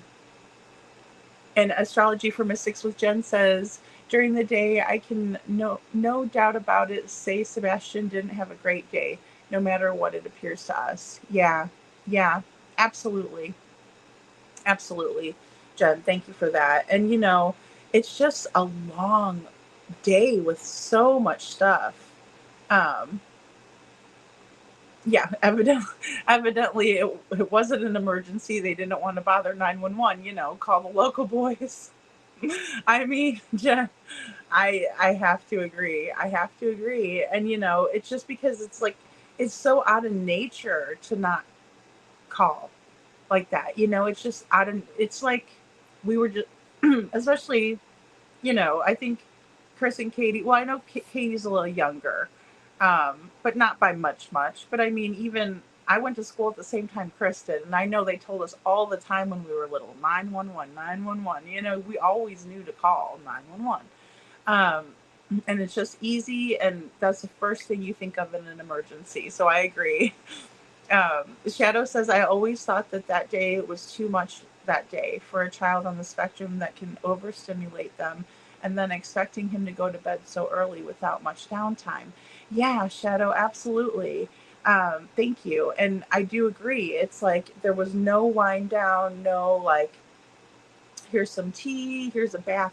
Baths are always so nice. Or here's a nice like story, even if he read it to himself, because I get that he's not little.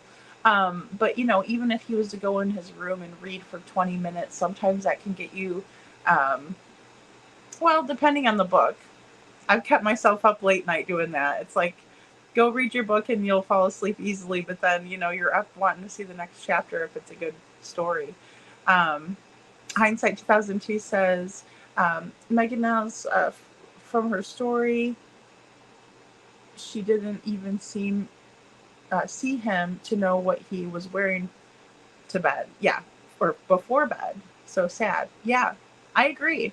And I never really thought of it that way either, hindsight, that because, and I think that's why it's been so cloudy. I mean, that makes sense, Yes, Hope Floats Mob did one tonight. I popped in for like 10 minutes. And it was at the point where he was having, I wasn't hearing any sound quality issues or whatever. Like he sounded great. But people were saying that they couldn't hear, but I could hear just fine. Yes, he was in the room playing. Yeah. After that whole long day, like it's hard to, I mean, unless it was gaming, but then again, they didn't let him game that much either, Yeah.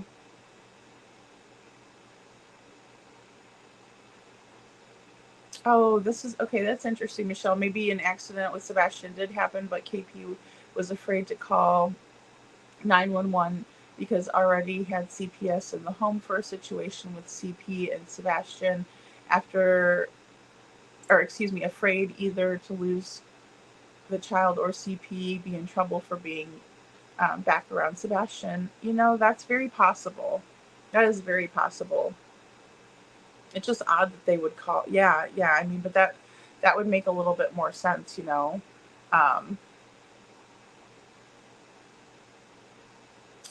Does circumstantial evidence indicate an impulsive crime? I think it could, Sasha. Yeah, sure. Yeah. Yeah, I think so. Like a snap or something like that, sure. I think it could.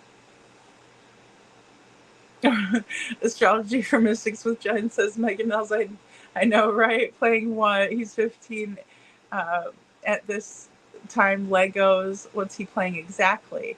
Yeah, and they did talk about Legos on a few different occasions too, and that's what made me look up the Marvel runs. But the Marvel runs can be very, they could be very easy and very, for little ones, or it can be very elaborate, so yeah, but I'd love to know what he was playing too, because that would have put him, if he took the trash out, say 7:10, 7:15 at the latest, he was all done doing his chores, and then he was off to his room to play. That's still an hour and 45 minutes till 9 o'clock when bedtime was. And she didn't talk about Sebastian going in and brushing his teeth or any of those things, even a snack before bedtime. I know they had a big dinner, but he didn't look like he ate dessert, and we know that he likes sweets. So since he did a good job at the table, because that's what they said,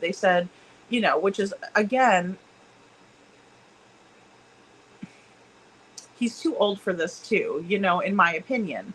Oh, eat up all your food, stuff like that. You think of a little kid, like, hey, if you take one more bite, you can have, your dessert or whatever. Or, sometimes, when my daughter was little, it would be like, okay, how many bites do I have to take?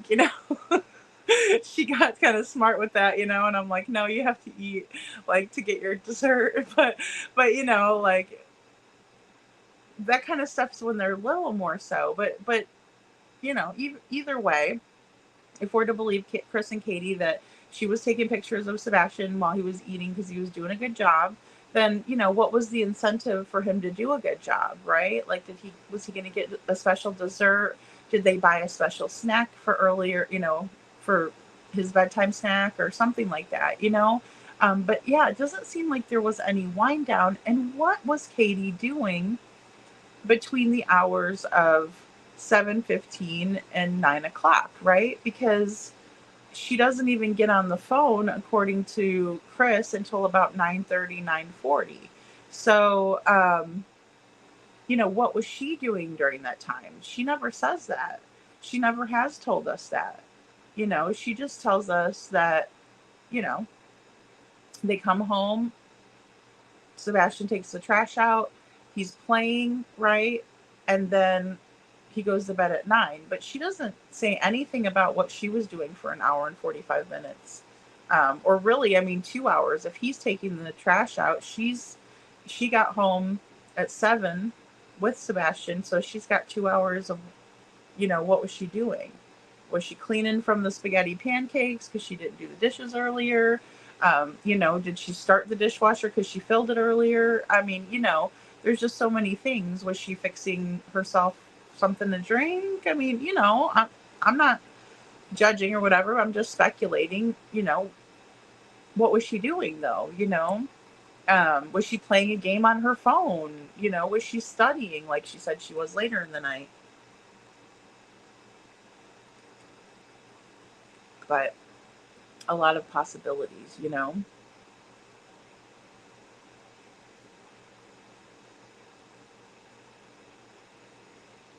Yeah. Would expect his appearance to change too. Good night, astrology for Mystics with Jen. Thank you so much for being here. Sleep well. Thank you. Thank you for all your insight, and thank you for posting those links. That is so great. Well, and all the information too for Sebastian. Thank you. Thank you. Thank you. Robini says some people have theorized he has not, or excuse me, some people have theorized that he was not dressed at all or just a pull up when he was carried out. Oh, wow. Oh, Robini. I mean, it's possible too. Hey, Kathy Bartholomew. Good to see you. Yeah. Craddock shares his chewing gum with CP. Oh, no. Robini. They do need to get Snuggle Struggle out of office. I agree. I think he needs to give the case up for sure, at the very least at this point. They were all the Navy. Yeah, the Navy had the ties to the Navy there.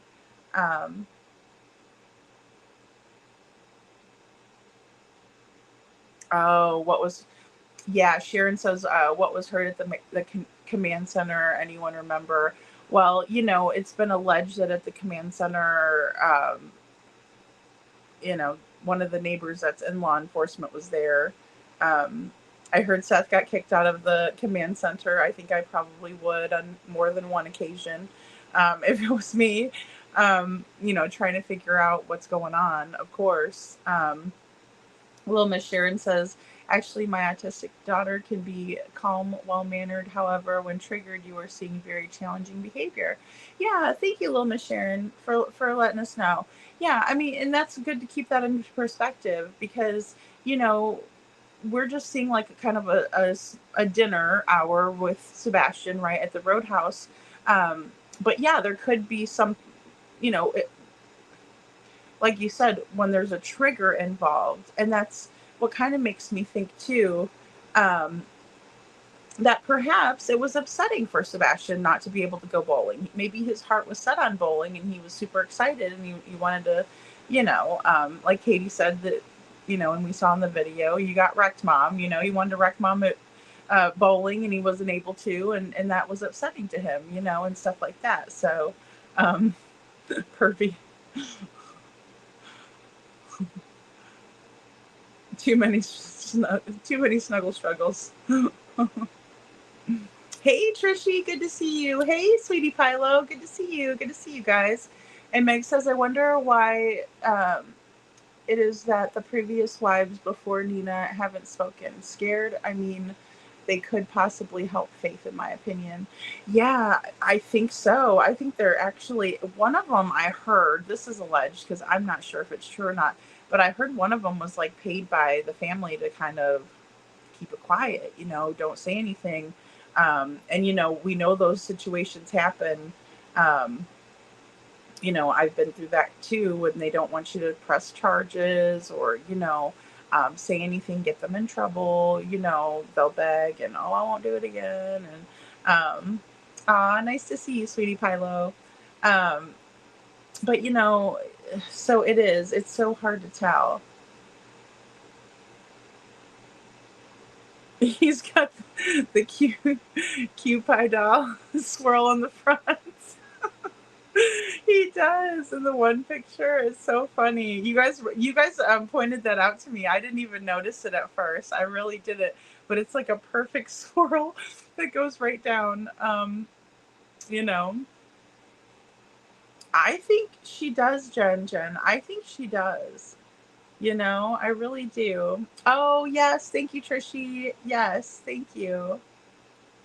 TBI apparently says the black, yep, and sweatshirt. Right. Yeah, they do. It's on the flyer. Yep, it sure is. It's on the flyer, and it says exactly that. Because that's what was told in the beginning. And like I said, I don't know if it's one of those things where it's like, you know, Uvalde, Joe Petito, Megs, yep, Jules, yep. Oh, Hope Folks says Sasha because of Bobby Simmons. So did the FBI actually think they could see Sebastian in the lights video? Because why would TBI say the 26th in black sweatshirt? Well, they changed it over. So like after a year, right? Wasn't it? They changed it over. I still have that image in here. Yeah. So because originally it said February 26th, but they never changed it from the area of Stafford Court, which I thought that was, really, really odd. I was like, how come they never changed that part or that detail, right? Because it really should say exactly where he went missing from, because that would give everybody a better idea of, exact again, but we can't get exacts in this case, which is super frustrating, because everybody's doing different things. White glove treatment. Thank you. Yeah. Thanks, Detroit. Exactly. I think they did call it like the gentleman's treatment for Paul.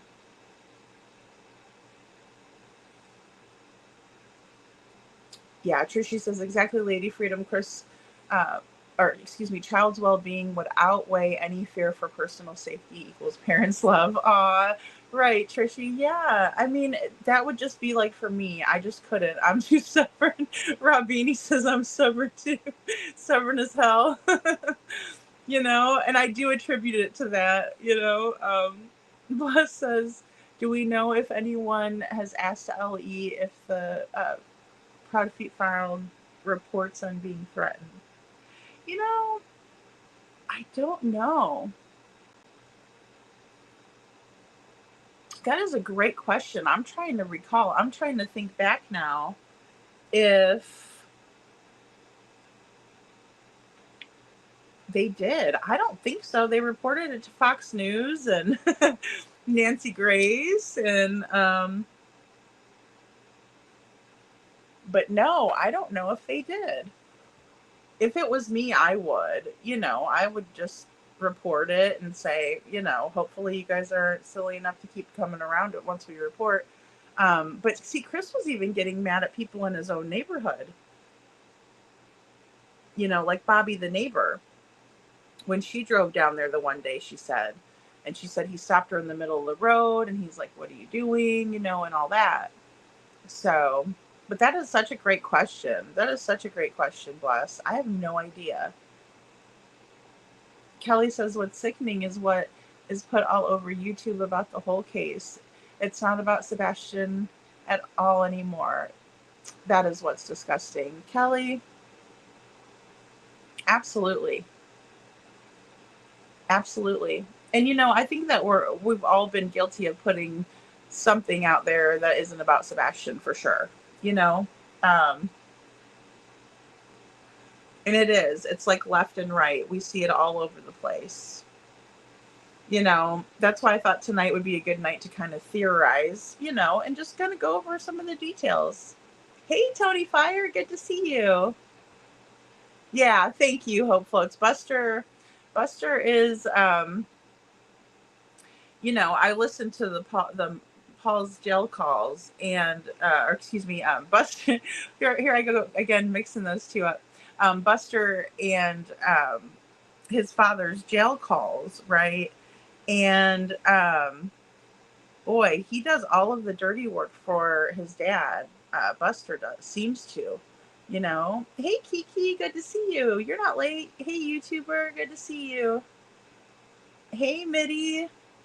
Thanks for coming in, everyone. It's nice to see everyone coming in. No, don't be sorry, Lori. Oh, we're glad to have you back. I saw you say be right back. I figured you were just getting coffee. But yeah, I thought it would be kind of fun to just do a free-for-all night, because it seems like we talk about the same things every night. We kind of did the slow jams a couple nights, and I figured, well, let's let's just do kind of an open theory, you know? What do we all think? You know, what can we deduct and what can we add? And what can we come up with to try to figure out what happened? But again, with like little things like this, you know, just small details that are just not accurate from the beginning. It's so frustrating. Sharon says, well, what's Mama Socks at Worsham's before Ellie even being called, in my opinion? Well, that's been alleged too. And, you know, oh, all of a sudden we don't have any camera footage of that, you know, Sharon? It's like, wow. Oh, do you, Kelly? So you're familiar. Yeah, you're familiar with the Springfield 3, I betcha. I bet you are. That case always fascinated me. A lot of people were saying, you know, they thought they were underneath the concrete at the new hospital that they had put, you know, the parking lot. They were wanting to use ground penetrating radar. There was a lot of theories, but they've still never found Springfield 3.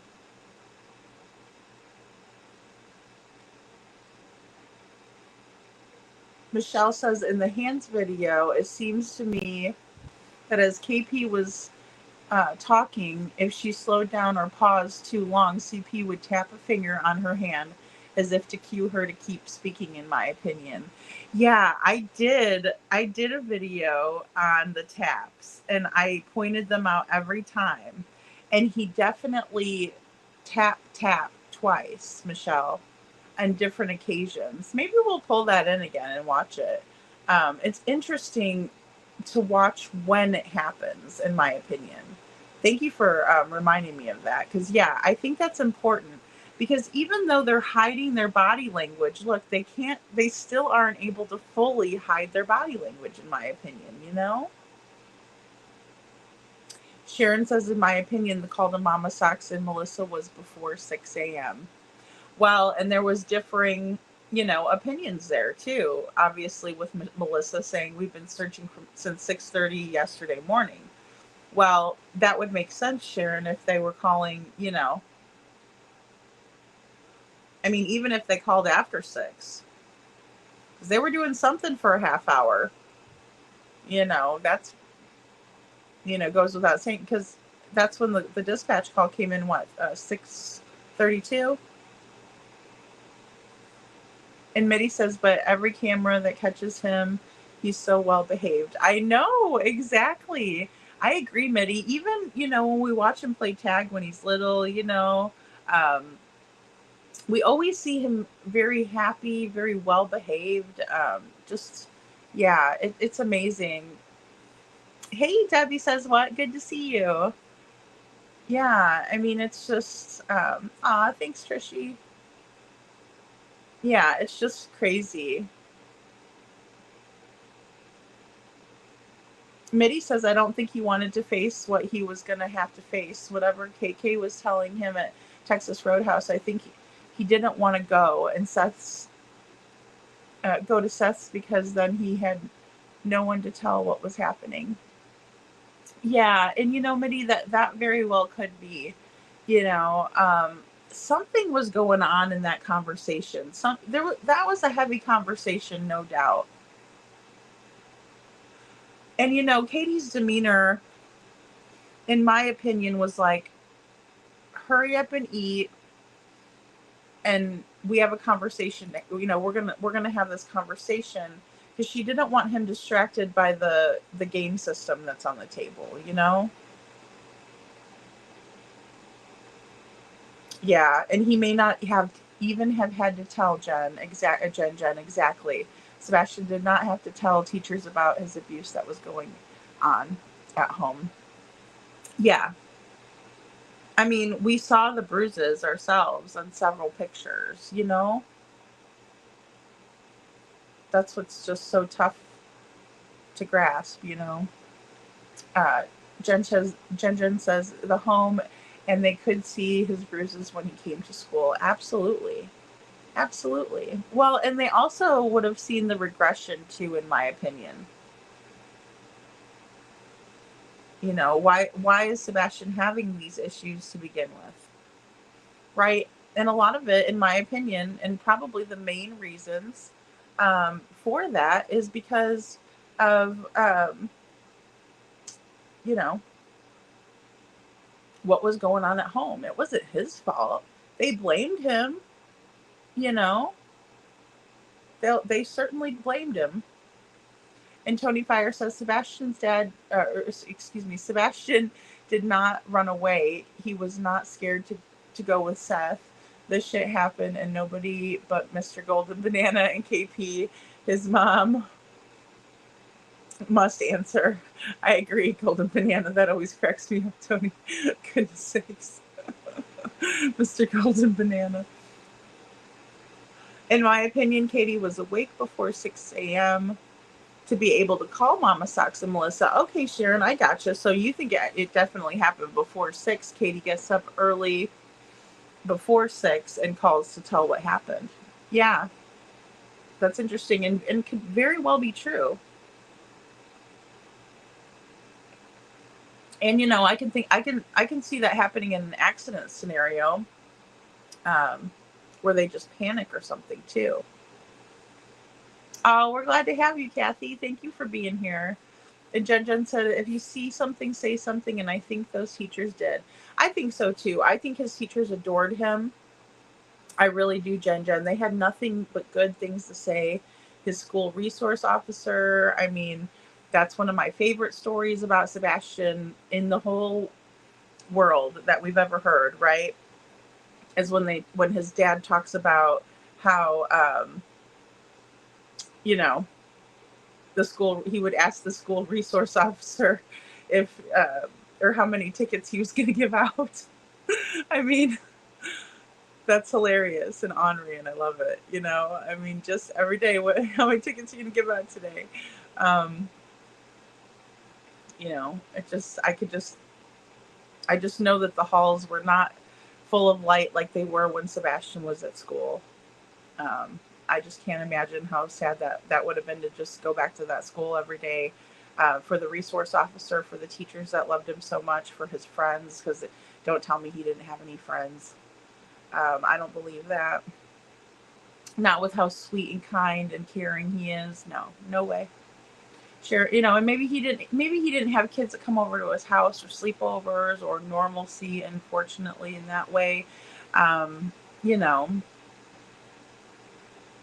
But I think he was very likable, and I think Chris was jealous of Sebastian's likability. I think people enjoyed being around Sebastian, and I can't even say that with a straight face, like allegedly anything. I know that people enjoyed being around Sebastian. I also know in my heart of hearts that most people probably couldn't stomach to be around Chris, and I mean, no shade. It's just, it is what it is. And Sharon says, in my opinion, I remember KP was supposed to have said she left the window open. Oh, okay. I see. To kind of set that up in terms of him being able to get out of the window. Yeah, I can see that. Well, it's been a lot of smoke and mirrors in the case, and a lot of, this was said, but then again, no, that's not right. It's like, well, then who's put it out there? You know what I mean? There's only so much misinformation. But I think that they were the ones that were spewing the misinformation, and then they were turning around and being like, no, you don't know what you're talking about. So that way it would like kind of gaslight us into thinking that we're dumb. Oh, I'm sorry, I got that wrong, and then, they're just reveling in the fact that they got one over on somebody, in my opinion.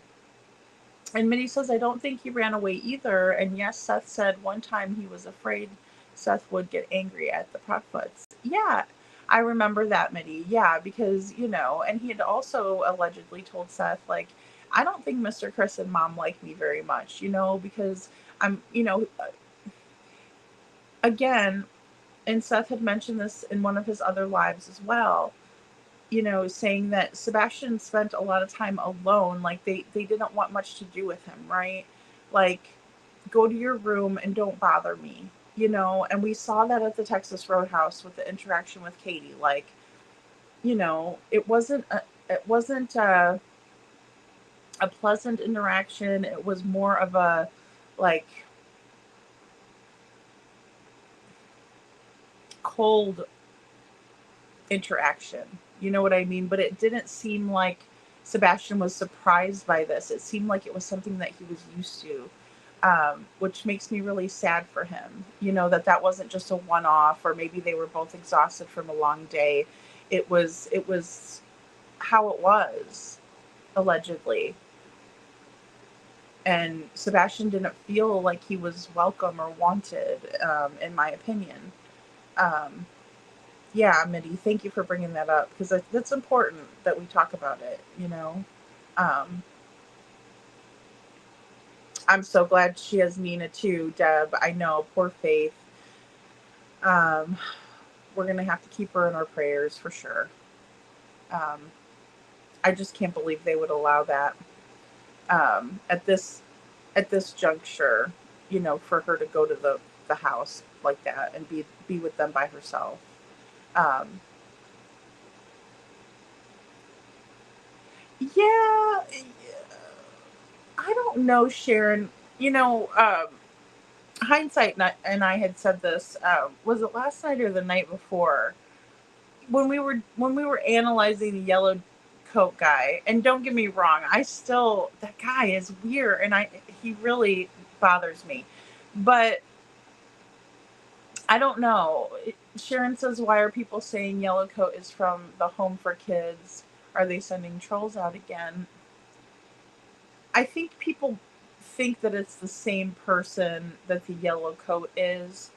I I don't personally, because of the nose and the ears, like Hindsight was saying the other night, um,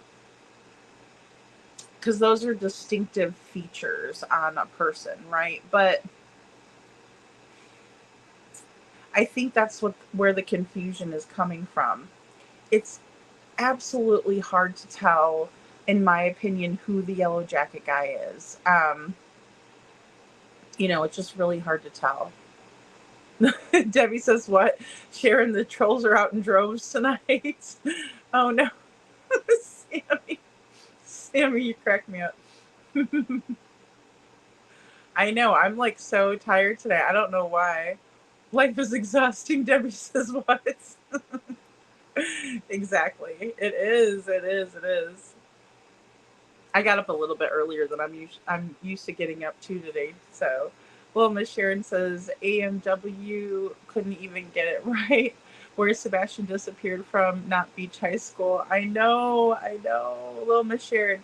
I did, like I said, I watched America's Most Wanted again tonight, and you know how John Walsh is like, we got to get them dirt bags. I was like, oh gosh, that's what I was expecting. I shouldn't have expected that, right? Like, I really shouldn't have, but I was. Like, because tonight I got so revved up. He's like, I'm going to tell you about this dirt bag. And I'm like, all right. And I was like, I love hearing about dirt bags, I'm crazy. But, that's what I was kind of expecting, like that energy, right? And then we didn't really get that. I agree. And I wish that we would have, because I feel like this was the first time in my life, right? And it's weird to all of us, I'm sure, that like I think they're talking to the perpetrators of the crime, and like that's just my opinion, only my opinion. But I couldn't believe it. Like, if you would have told me that, I would never have believed it. That we would be here watching this, unfold like this. And Kiki 2025 True Crime says, something I didn't know that I heard another creator say today was that allegedly CP and KP didn't allow dogs to come inside the house. Do you know the truth behind that? Yeah, so it's my understanding, Kiki, that basically the dogs were outside of the home. I know that it was alleged by CP that the dogs did come in the house, but I know that Canine Jules wanted to take her dogs in, and they said no. And then they said some really crappy other things that I'm not even going to repeat or give weight to because it's just not worth addressing. Honestly, I think it was all to make anybody look bad that was trying to find Sebastian, because they're afraid. They don't want the truth out. There's a reason they don't want the truth out. They want us all chaotic and thinking, oh, this, that, or the other could have happened, when really it's probably not that complicated. It's the answer is probably right there. Sammy says, was thinking about the sheriff again today, the way Sox are using the court system. I'm wondering about the relationship with judges. If you heard Jules' latest about Tech's lawsuit, if the FBI secretary, FBI and Secret Service, and the TBI are looking at the videos, etc., seems like it would be hard for sheriff to just be sweeping everything under the rug, but I don't know. That's a really good point. I know. It's hard to believe that so many people would be involved in such a level of corruption as well. That's what's difficult for me, to really understand, so I totally get it, Yeah, be hard for a sheriff to sweep everything under the rug. I do. I agree. And they were supposed to have done, they were really supposed, I don't know. It's tough. Mitty, I don't think anyone could dirty the house besides Edgar. Well, they always blaming everybody, other than themselves. That's the part that's so, it's frustrating. It's just frustrating. It's all crazy, Lori says it is. It's all crazy. It's all crazy. And Kiki 2025 True Crime says, it looks like, in my opinion, they would have been made to do that. Well, and that is possible. He didn't want the Brinks truck searched either. Who is that thinks that they can get a warrant to search what they want? Well, I would think too, any of us would have had their house searched. See, that's another thing that's like different, right? Or that we see like a special treatment in a way, because, most of the time there's going to be warrants. They're going to take the phones. I understand. And it was said early on that the phones were given up willingly. So, if the person's willing to give it up, right, then no warrant is really needed or necessary. But, for other things in the house, I would think they would have just got a warrant. And not just been like, well, everybody's cooperating, because really that doesn't always work, People could be cooperating per se, but they're not giving the answers that are necessary.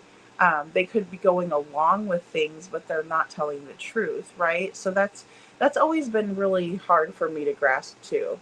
Like, yeah, I get they're cooperating, but And thank you so much, Carla, for becoming a new member. Thank you. Welcome to the Dragon Tribe. I think you were a member already. Maybe you renewed, but thank you. Aw, that's great. And Jen says, that's it. CP was jealous of Sebastian, and he is smarter, better looking, and was CP wearing the diapers over how much people like Sebastian over his ugly mug, in my opinion. I agree, Jen. I do. And just, I bet you people, like when Sebastian would come around, people would get excited and happy to see him. And how narcissists are. If they're not the, center of attention, then they get, they don't like that too much. They act up, because even, the negative attention is something they seek out, Hey, Anne, good to see you. Aw, thanks, Carla. Aw, that's so sweet of you. And Michelle says, the cold demeanor KP and CP express is main reason neither can answer questions about him unless you genuinely love the child. You know the answer any question because you know and you care about him. Exactly. Yeah, you know what he's interested in, right? You know what he likes. You know what makes him happy. Absolutely, Michelle. That's really, um, you know, a good point. Yeah, absolutely. And she struggles to, tell his favorite things. Detroit Rock City says he probably wasn't allowed to flop on the couch and watch a movie or just be himself and comfortable hanging out. Did he get to play with the dogs or just be by himself? Right. Well, it sounds like the puppies, the dogs, right, were hanging out with Katie, and then he came and said goodnight to them. So that's a great point, Detroit. And I agree. It's like he wasn't comfortable in his own home because they didn't make him feel comfortable like it was his own home, right? Um, and I know a lot of parents, and a lot of times we grew up like this too, right? Like my house, my rules, right? And that sort of thing. And everybody grows up in different kind of circumstances and things. But yeah, I agree. Like he probably didn't get that chance to just like hang out in the living room with everybody because they were like, no, go in your room and hang out, like, oh gosh, it's just, mm-mm. No, it's sad. It's so sad. And Sammy says, but remember CP when he started to tell the story said that Sebastian he told his teacher 3 different stories. Yes. But then he started to say showed and then switched it to told. Showed what? Yeah, Sammy. Yeah, that's a great point because he did say it like that. Sebastian went to school and he told his teacher. Yeah. Yeah. And it makes you wonder, like, did he show him bruises? Did he show him, you know, a video that he took on his phone when no one was looking, something. Yeah. I agree that on one of those occasions that CPS was called, Sebastian showed his teacher something, I think, too, because I think that was a slip. Oh, thank you, Sharon. I need to go check my email. I did not check it at all today. Oh, I'm so bad. Sharon says, lady sent you an email yesterday. Hope you got it. Just a heads up, not to do with the situation. Okay, thank you, Sharon. Thank you. I will definitely check it. Oh, yeah, no. No worries, Carla. Hindsight post I seen about yellow coat to me is the answer. Okay, cool, Carla. I need to go look at it. That's another thing I got to do after live. Tony Fire says, I can't wait for the morning I hear they found Sebastian. Soon as the YouTube streets is getting worse than the case itself. Creators is going crazy. Someone is going to get hurt. Yeah, I agree, Tony. It's been absolutely bonkers. That's why I made that silly video earlier today, because I just figured to make you guys laugh and, just keep it light. But it is, and I think it does have a lot to do with like personal boundaries and that sort of thing. Like we all have to kind of remember that, we're all just people. And if you wouldn't want something done to you, don't do it to somebody else. But, it's just, oh, really, Lori? That's cool. I'm exhausted too, Lady Free. Not that you're exhausted too. I'm so glad you're here. She says, oh, and hubby recorded America's Most Wanted tonight. Yeah, it was a good one. It was one of the more bizarre stories was a guy that was in a red hat, and he was a bank robber, and he did a huge heist. And really seemed like he was maybe former law enforcement, military, somebody, because they said in the video analysis that he kept his hand off on the gun but off the trigger, like maybe somebody that would be well trained to do something like that in a high stakes situation, or high stress situation, would maintain keeping their hand off the trigger, or their finger off the trigger rather.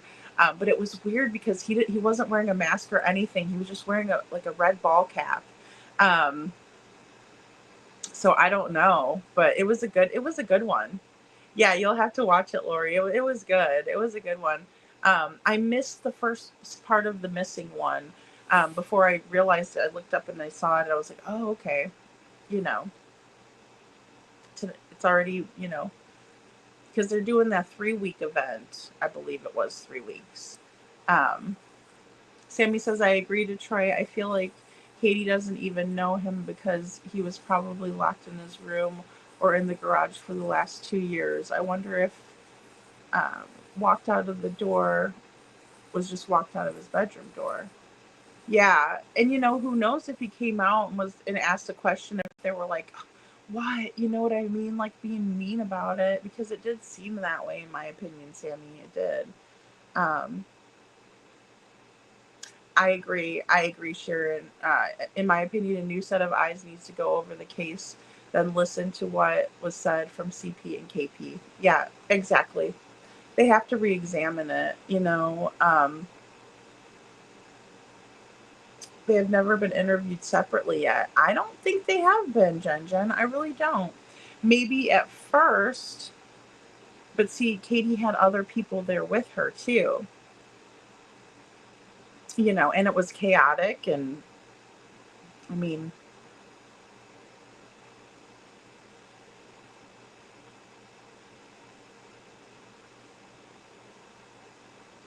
oh, thanks, Kathy. Thank you.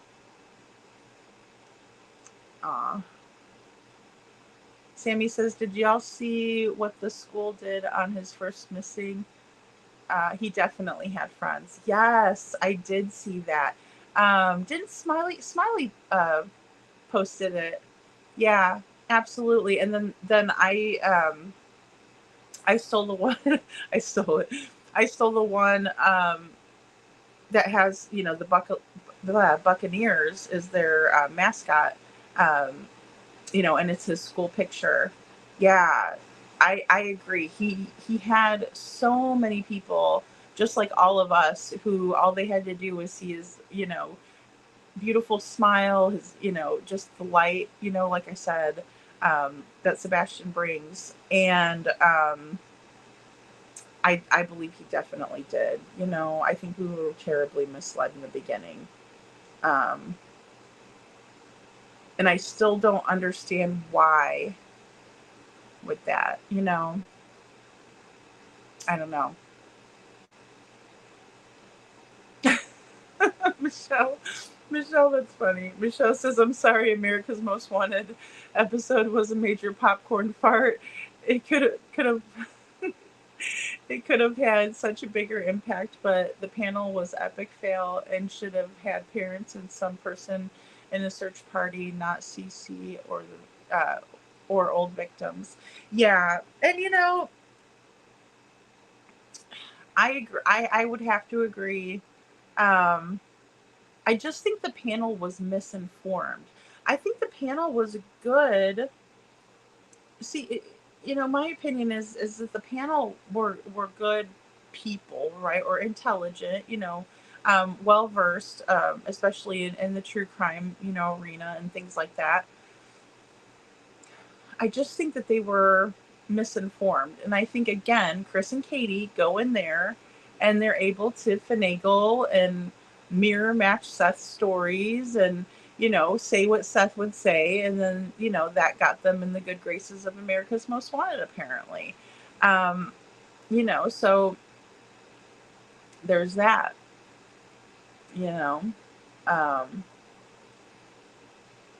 but, Harris Faulkner got it right. She was like, the father, I really feel, what he's going through. So, and Carla says, yes, they would still get a warrant to cover their own butts and ensure any evidence they find is able to be used. Yeah, definitely. Definitely. I would think so. I would think it would be, if not protocol, best practice to make sure that you have that warrant. Right, Carla? That's true. Because, things can get thrown out of court if they're not done properly. And Sammy says, Michelle Pace, I agree 100%. They just repeat the same stories they hear Seth tell first. And she came out with You Got Wrecked bowling story and him eating Brussels sprouts before she finishes cooking them. Yeah.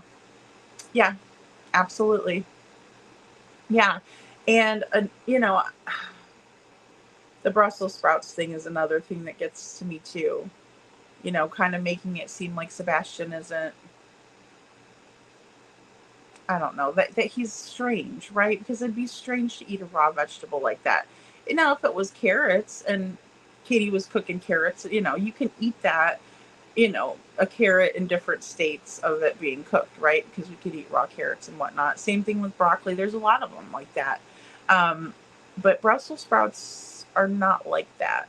You can't really just like crunch down on a Brussels sprout or dip it in ranch and eat it, you know, stuff like that.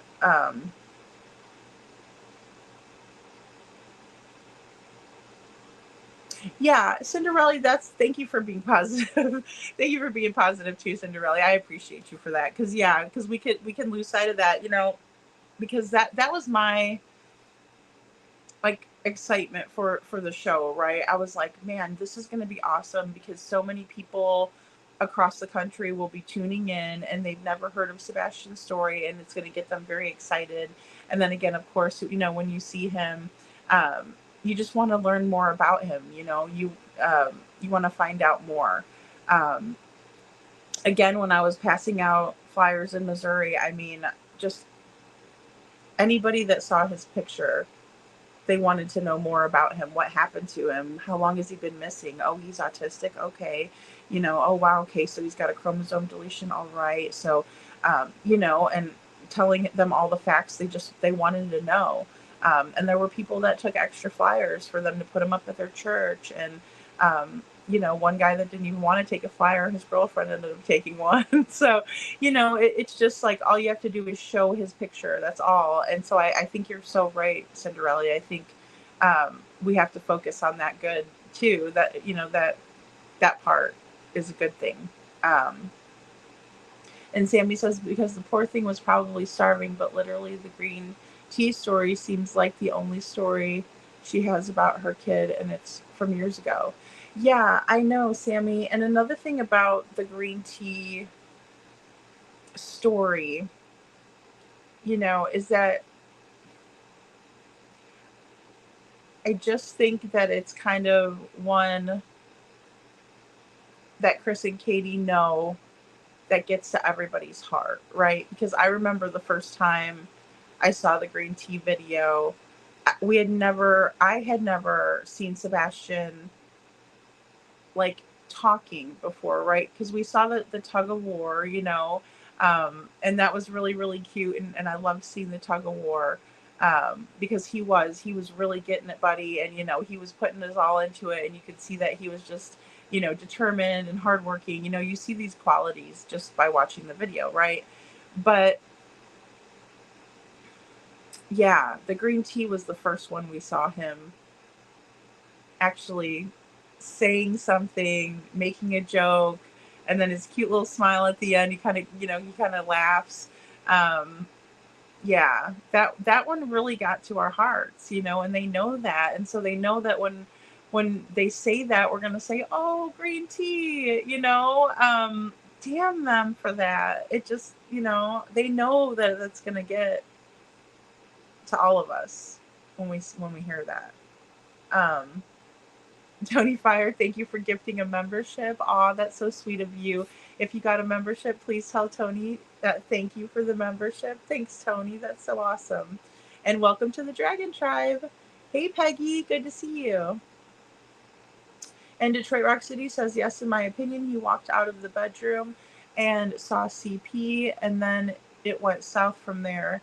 He overheard something and knew something was up and fought back, allegedly, in my opinion. Yeah, you know, I can see that happening too. I can see that happening. Yeah. Yeah. You know, because you do get to a certain age, and, you know, you do. For anybody that's kind of had trauma in their house, right? When you're all when you're growing up, and then you get to a certain point as a teenager where you're like, you know what? I'm not putting up with this crap anymore. I know it's not normal. I know this isn't right. And, you know, especially if it's a situation where there's DV involved, right? That's even more of a reason to put yourself in a dangerous situation as a child, getting in between of that situation. because you don't want to see the other parent being harmed, especially, I mean, I know it happens to both men and women, but, you know, for all intents and purposes, you know, um, I know that with Chris Proudfoot's history, I can safely say that there could have been, you know, some domestic violence going on right in the house, and maybe Sebastian was fed up with it, and maybe he was upset from his long day out. Maybe he was still upset about the bowling thing, and maybe he did see CP, and he's like, "Hey, you're not supposed to be here," you know, and that could have been dangerous, right? Because it is dangerous for the kids in that situation. Um, it reminds me of when Tony Mathis was talking about the CPS report and some of maybe, you know, what could have been going on with the counseling reports and that sort of thing.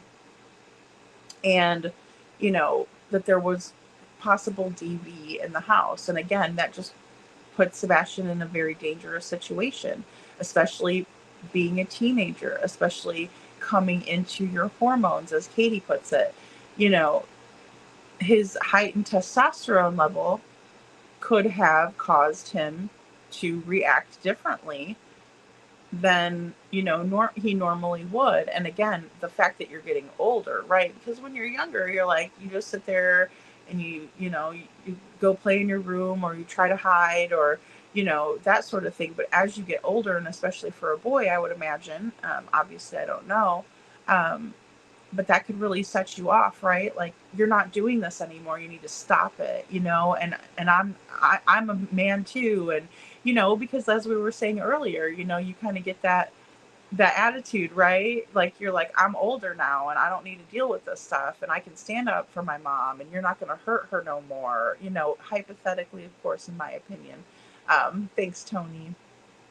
But you know what I mean. Just theorizing again. And Carla says, we know CP loves the attention. His cocky grin in Nancy Grace was, when asked about the flashlight video, is screaming, so what if it is? Yeah, LE will always deny. Yeah. Oh, he had mad duper's delight in that one. You know what I mean? Yeah, he was very happy that Nancy was like, well, that wasn't really the lights, you know, or that wasn't really flashlights. And he's like, absolutely, yes, you know, and he was very happy to have Nancy concede that point for him, you know. And Detroit Rock City says he showed the teacher or counselor marks, and that's why CPS went straight to the house. Yeah, I can see that, definitely, Detroit. I can see that. Yeah, yeah. I hate that story. I think that story is one of the ones that bothers me the worst. I don't even think that the belt bothers me as much as the dinner story, when they were sitting down to eat, and then there's a knock, and then Chris answers, and, you know, how defeated, if it really went down the way that Chris described it, I can't imagine how defeated Sebastian must have felt. Think about how much it would take for him to get up the courage, right, to finally tell. Again, if you've been in a situation where you're walking on eggshells, or there's an abuser and you're afraid of them, or they're hurting somebody that you love and you're fearing for that other person, it is such a stressful situation, and it's constantly on your mind all the time, right? And you're constantly thinking of solutions because you do not want this to be happening, right? Especially if it's happening to your mother, if it's happening to you and your brother and your sister, or whoever it is, right?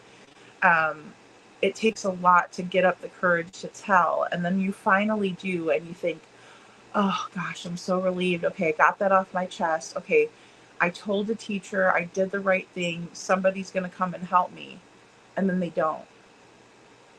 They come, but they don't help you. You know? It just had to be defeating, you know. Why did I tell, you know? And who knows if that's really what happened after, you know, he could have said, yeah, eat your food, and then you're going to get a butt whooping. Eat your food, and then you're grounded. eat your food, and then I'm gonna get a trash bag, and you're gonna throw all your food or all your toys away. You know, I don't know. It's just awful. Detroit Rock City says he showed the teacher or counselor. Oh, sorry, read that one. Lori says exactly Detroit. Carla says, OMG, OMG, hindsight's post brings everything into light. Oh my gosh, is it really good? I always know she does awesome, Carla. Thank you for letting us know.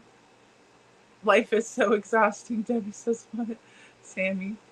We need unsolved mysteries, and the hoes are good. Sammy, they are. They are. Yeah, what is it? Robert Stack. Where's Robert Stack when we need him? We need to bring like all the OG shows back so people can find Sebastian. Yeah, I was yelling at the TV tonight. I'm like, John Walsh, we need you to bring in the Proud Feet. No, I'm just kidding. But you know, I thought about it. I've just never watched one where I thought like the person who was telling the story was guilty of the crime, you know, and of course that's my opinion.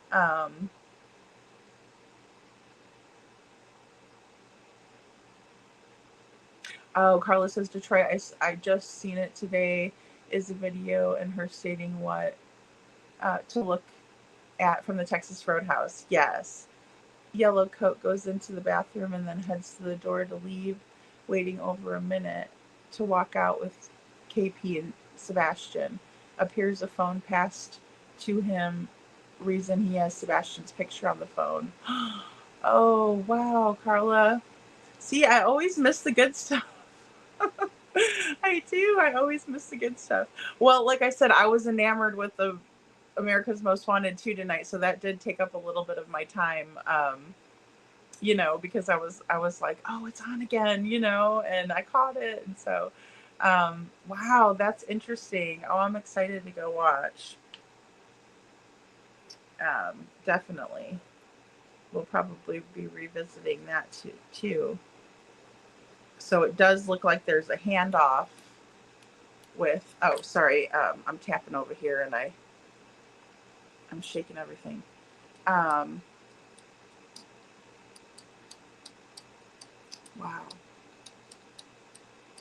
Because Katie, I mean, at the table, oh, I'm going to have to look back to, I'm trying to think if she had, you know, what kind of phone she had. We know she had the watch.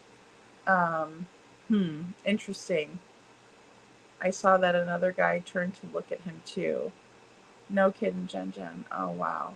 Carla says, I never caught him waiting at the exit that long to walk out with them, and I didn't know she gave him the phone. I thought she sent a text. Me too, but we were talking about possibly another phone being passed over as well, because I know for a fact, allegedly in my opinion, no, but really, that there was burner phones involved. Yeah.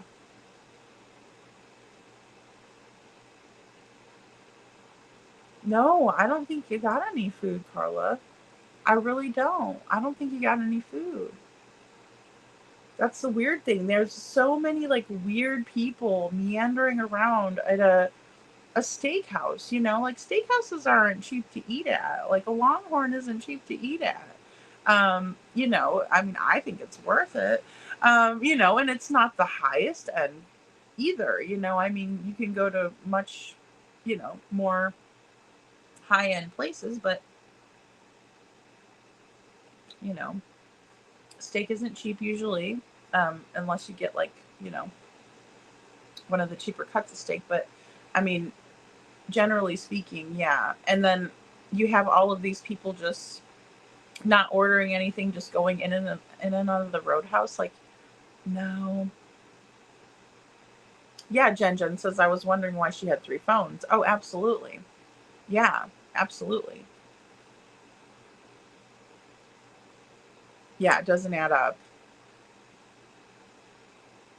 I know. That's my feeling too, Detroit. There's definitely something going down at the Texas Roadhouse, in my opinion.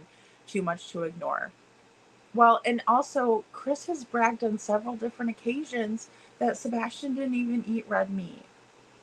You know, it's weird. Peggy says, "Do you live in a camper park?" You chose putting out info.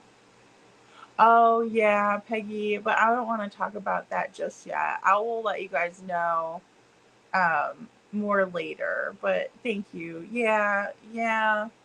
They were just being idiots and wasting their time, really, honestly.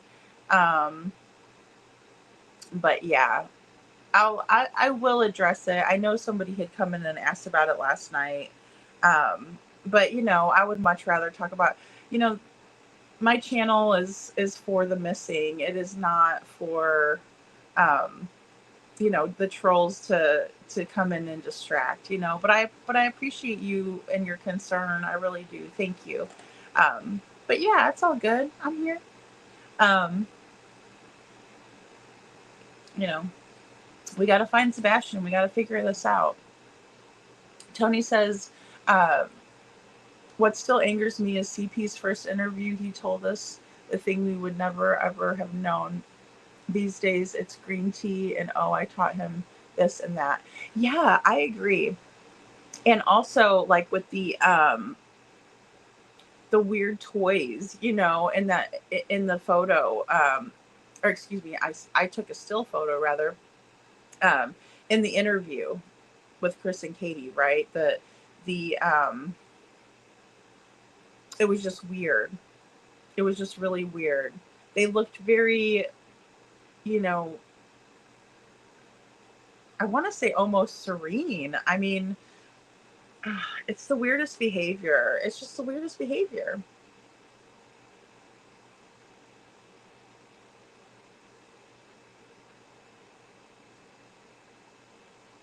Oh, yeah.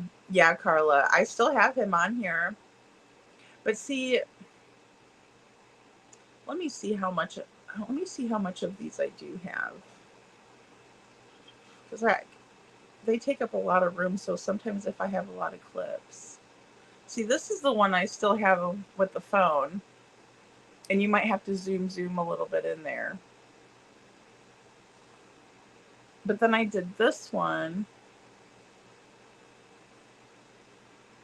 And you can see where I circled the reflection, and then I found a comparison photo to kind of take a look. Let me grab this banner down real quick. There we go. That's better. You might be able to see a little bit better. It's if he's watching Sebastian on like some sort of a. But see, I don't think that this is the same guy, and the reason I think that is because his nose is different. But see, did I keep the comparison? I might have to go pull that in again for tomorrow. Yeah, because I uploaded the billboards and stuff. That's what I got in here mostly now, and then Katie with her car up. We got Summer in here too.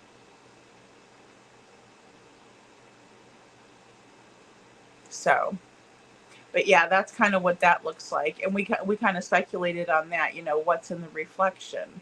Because it definitely looks like it could be, a young boy. Same kind of haircut. Aw, thank you, Rogue. Aw, thanks, Rogue. Carla says, Kathy, I believe it is the same man. I noticed it when that court hearing first aired. He is bold, excuse me, bold to appear in public after the Texas Roadhouse. People were saying that too, Carla. I remember. People were saying that he was at court, or that he looked like a man that was at court. These people are bold, Kathy says, thanks, Carla. I didn't think that guy is Richard. Their noses are slightly different. Lolly did a video on him and compared pictures. Yeah, see, that's what I had noticed too. That's good to know that Lolly did that too. That's kind of what I noticed too. In hindsight, was agreeing, and she reminded me last night too. don't forget about the differences in their facial features. And that's a huge one, you know. Oh, no worries, Rogue. No worries. Ooh, mid-rare steak is so good. I'll tell you, Rogue, I worked at a steakhouse and I used to like my steak like burnt until I started working there. And then everyone's like, you can't eat it that way. It's horrible. And then I realized it is. But I'd be like, cook it as much as you can. I never wanted like any blood or anything. But that changed a lot. And Detroit Rock City says, Carla, I don't know, but hindsight said they look different, but it's very likely the yellow jacket guy is Bishop. There are too many photos of the same guy showing up randomly. I see him all the time. Detroit, I do have to say, I see him all the time. I do. And he's very, like, I don't know. He's so bundled up, the Texas Roadhouse guy is, the yellow jacket, that you can't really tell, Jen says the burner phone was in her pants pocket. Yeah. Well, and it was funny because at first I didn't notice it. I didn't notice like the flashing and stuff. And when I posted the video, people were telling me about it. And I said, oh, okay. Well, the first person that told me, I said, oh, well, I think she was rubbing her hands on her napkin, which was in her lap, because at first I was like, how come Katie's rubbing her hands, on her lap like that, like on her pants? And oh, she's got a napkin down. And then I didn't look over at it anymore. But then people were pointing that out to me, that it looked like she was definitely, doing something like fiddling with her phone, and that sort of thing. And so, yes, thank you, Lori, no drama. But, like fiddling with her phone and stuff. And then I saw like a light flash underneath and I'm like, well, I'll be darned. And so then I was like, oh, I'm sorry, guys. You're right. I can see what you're talking about now, because it was like 3 or 4 comments and people are like, no, Lady Freedom, look at this part, and they were time stamping it. I'm like, oh my gosh. Yeah. Look at that. And so, then I was like, oh, she's definitely has a phone, another phone or something, like another device that she was fiddling with. And because I also thought maybe she was putting it into her purse, which was like in between her and the booth wall. But then when she gets up, she doesn't have it like a purse, with her. And I mean, that's not odd. Some women carry purses, some of them don't. Some of us don't. I have a humongous purse that I carry around. But, I mean, or I carry my little tiny one that I have, just depending. But she didn't have a purse or anything, or like a phone holder or anything, please, please, please, please, please, pretty please. But no, girl, you're awesome. Rogue, you're always on the top of your game. What are you talking about? You are awesome. You are awesome. I think we were just getting too far into our conversations over here, weren't we? And waiting 8 days to let anyone know he is even missing. Amen. I mean, that is... Well, and to verify information too, Jen. Because I'll tell you what, if I was to... We'll just say this, hypothetically, I would be frustrated to no end if I turned on the evening news and they were telling a story about, hypothetically, say my son, right? And I'm watching it and I told them, that he was wearing a black sleeve, a long sleeve black shirt, and they're saying it was a sweatshirt, in different discrepancies. I would definitely go out and just do a press conference and, make sure the misinformation stopped. But that wasn't the point, in my opinion. Carla says, I still think Freebird needs to be played nightly here. I wish if Leonard Skinner would give me the rights and allow me to, I would. Rogue says, I've heard that they should be the only way, but from birth I have rebelled. I am forced to eat that way. I will become a vegetarian. That's funny, Rogue.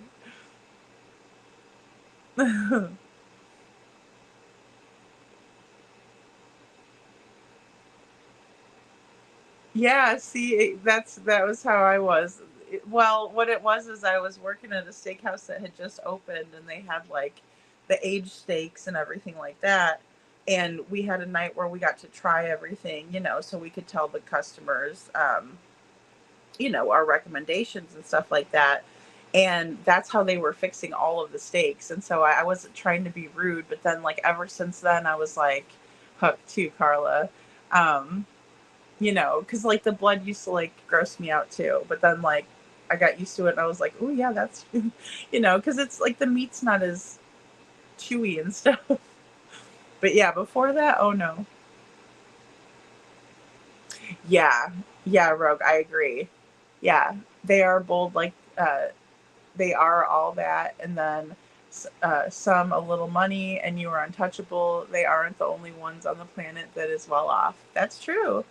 And that only takes you so far. And we saw that with the Murdaws, I mean, gosh, the dynasty taken down by, really Alec and, Paul. I mean, arguably. Now, Paul was a kid and he made a big mistake.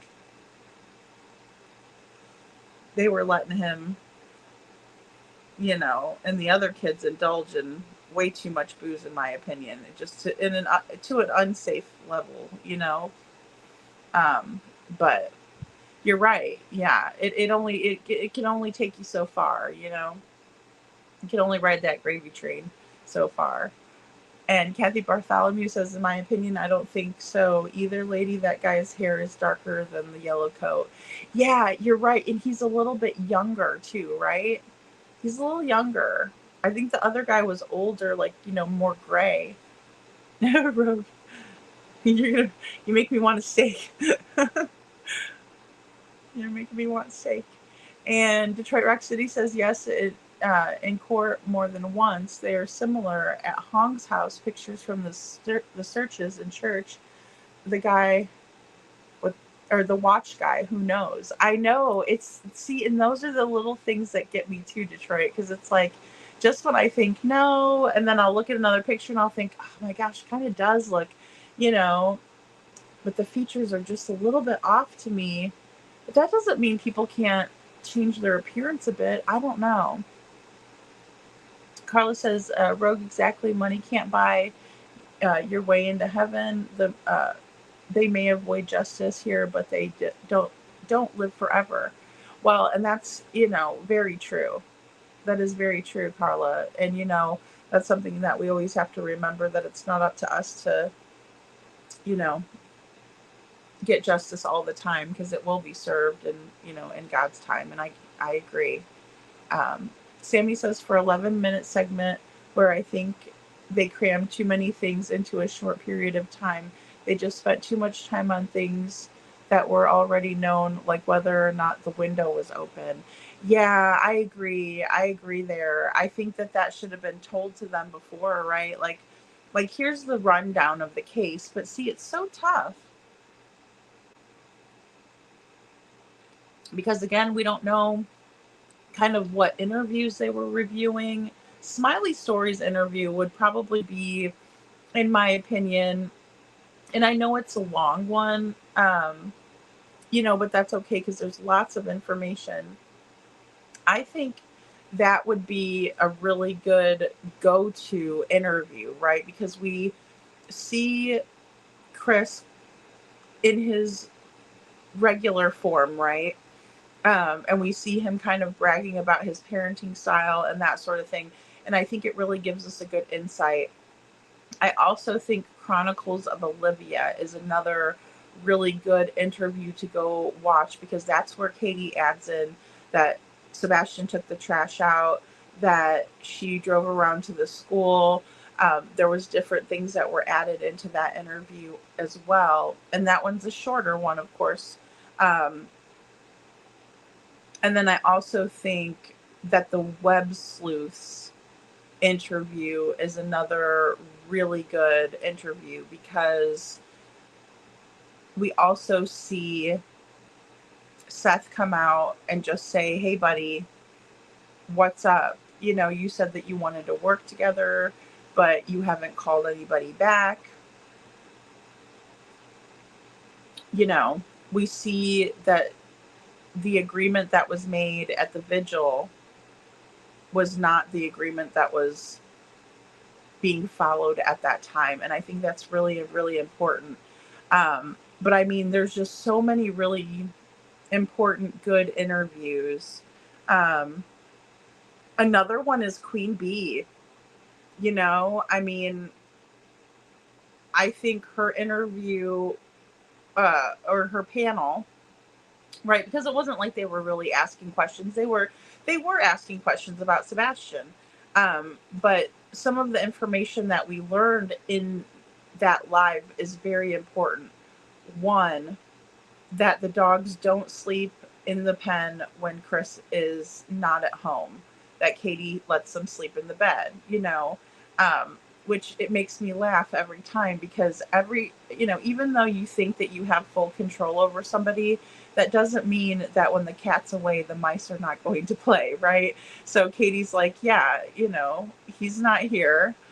The dogs are sleeping in the bed, you know, that sort of thing. So, and again, I wish Sebastian would have had one little, you know, buddy pal dog for him to pal around with and, you know, sleep in his bed and stuff too. That would have been nice. But we found out that that's kind of how it goes. You know, another really important detail in the Queen Bee interview is when Katie states, you know, Sebastian will be playing in his room and I'll hear something and, you know, I'll say, I don't want to know, you know, I mean, little things like that. She was very comfortable in that setting, and it allowed for more information to slip out. And also Chris was very laid back and comfortable, and it allowed for a lot of information to kind of slip out, you know.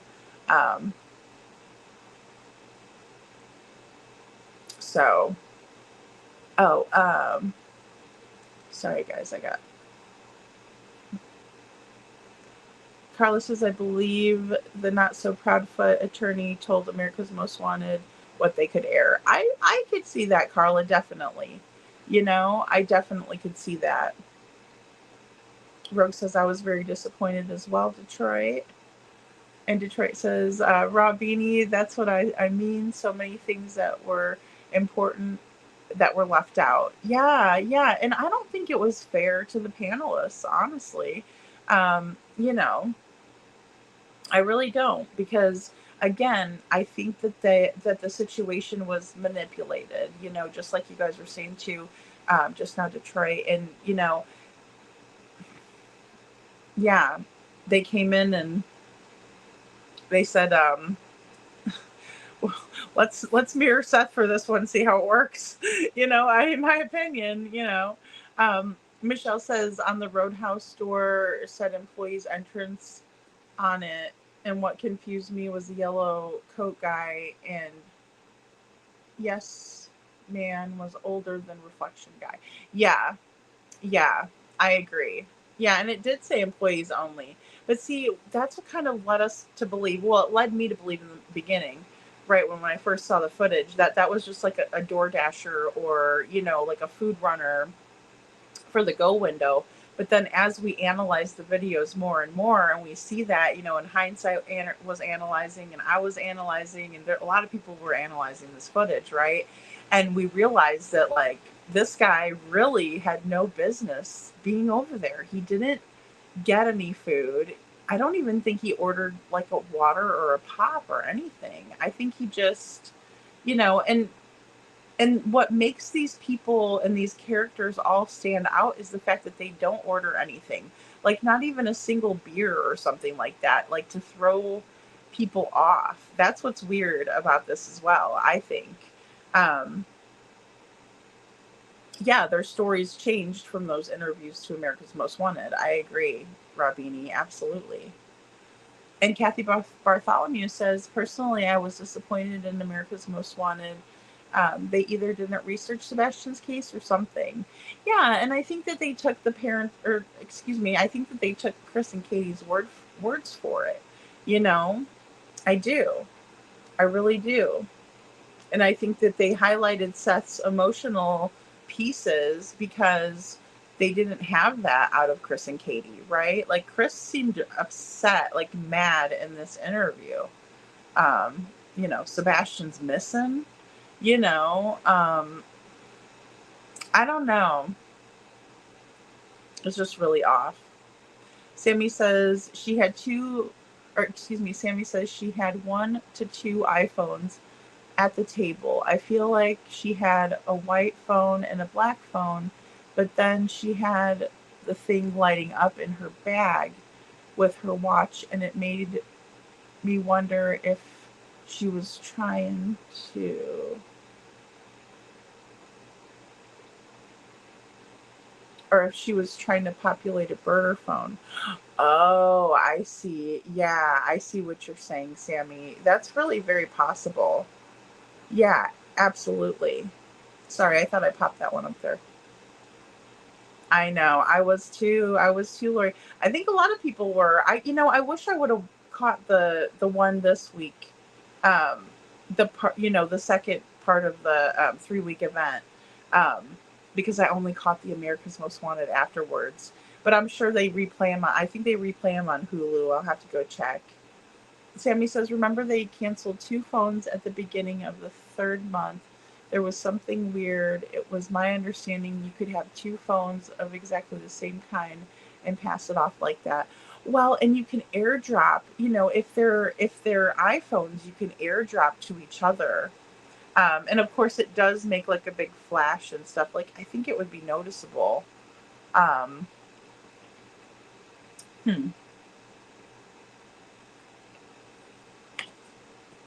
Yeah, it's just the disappearing doorbell, Robini. Oh, yes. Okay, so I heard about that. That was part of the mob crew today, I think, wasn't it? That's what I heard, that the disappearing doorbell. Poof. Everything that, everything on Stafford Court just poof vanishes. You just don't. It's like the Bermuda Triangle. You don't want to go over there. Mitty says, let's hope many people all over get to see Sebastian's face on America's Most Wanted. Absolutely. And it's going to pique curiosity. Also, the billboards, we have the billboards up, which is great. It's great. Jen says, I'm sure I'm sure the iWatch had a phone on it. Yeah, well, and I know you can sync them up. I just didn't see the iPhone flashing. I really didn't. I didn't see the iPhone flashing. So that was kind of, odd. Robini says, does anyone know how Seth is doing? I haven't seen him lately. I think he's doing well, Robini. I'm trying to think if he was in last night. I think he came and said hello last night. Yeah, I think he's doing as well as can be expected, in my opinion, as far as I know. Because he did come in and say hello yesterday. I hope he's getting sleep, water, a little bit of relaxation as much as he can.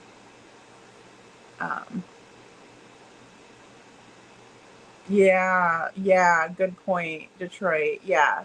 Sammy, yes, he canceled 2 phones, and the landline is, or the landline too, if I'm not mistaken, allegedly. Yeah, I think that's exactly what I heard, and that's my understanding too, Detroit. Yeah. And Rebecca says they look like they were auditioning for a cooking show on America's Most Wanted.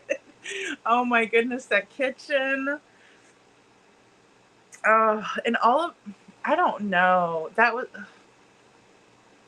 was just too weird.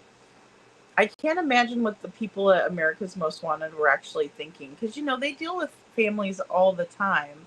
I would love to interview whoever did the kitchen interview. That's who I want to hear from. Rob Beanie says he wasn't in here last night, but someone said he was floating around on a channel somewhere. Well, he came in Rogue, but I want to say, I'm trying to think if it was earlier or later. Well, I didn't do a long show last night. Um, but I think he just popped in to say hi, which I appreciate so much, because I know he's got to be so busy with everything. And, you know, good night, Anne. Thank you for being here. Thank you. Thank you. Sleep well. The truth never changes. That's true. And the truth makes sense. It always adds up. I agree, Jen. That's so true. I have not seen him in here for about 3 days. Yeah, I know the day before he wasn't, but yesterday he was, and then today, no, I haven't seen him in. But yeah, maybe hanging with Josh. Yeah, that's true, Robini. That's true. Yeah. I like to go I like to go to Josh's after I get off of my live if he's still on there, and I like to go over because he's so funny. He makes me laugh. And Detroit Rock City says the pink sweater girl is at the bar, and I believe CP was there also. In my opinion, Sebastian saw CP maybe when he went to the bathroom. He was definitely upset, in my opinion. Yeah, it's been alleged that Chris was sitting over at the bar area. And, I did see the one photo that looked a lot like him sitting over there, for sure. You know, Lori, that's a good question. I know that, like, when Seth was on Josh's on the lab talking about the billboards, and Josh asked him, are they pulling in a lot of leads? And he said, yes, they were. I think they're going to automatically, and I really hope so too. And I really hope from America's Most Wanted. That's another, like, I'm glad that you brought that up. Thank you, because I think that's another really positive thing, that, like, all the leads that will generate from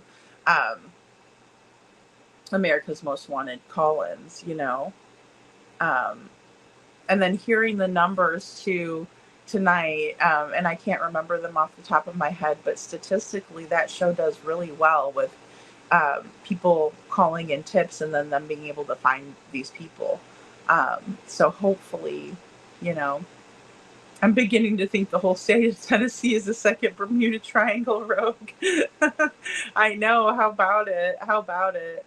Yeah, because we still need to go over this week. I have planned for one night for us to go over the interview with Chris McDonough and Hunter and Allie. And I can't remember what Grandma's name is off the top of my head, but we're going to definitely go over that interview sometime this week. It was really good. I want to add in some comparisons from what Candace said to what Hunter said, and that sort of thing. So I think that you guys, if you haven't seen the Hunter interview, it's really eye-opening and really good.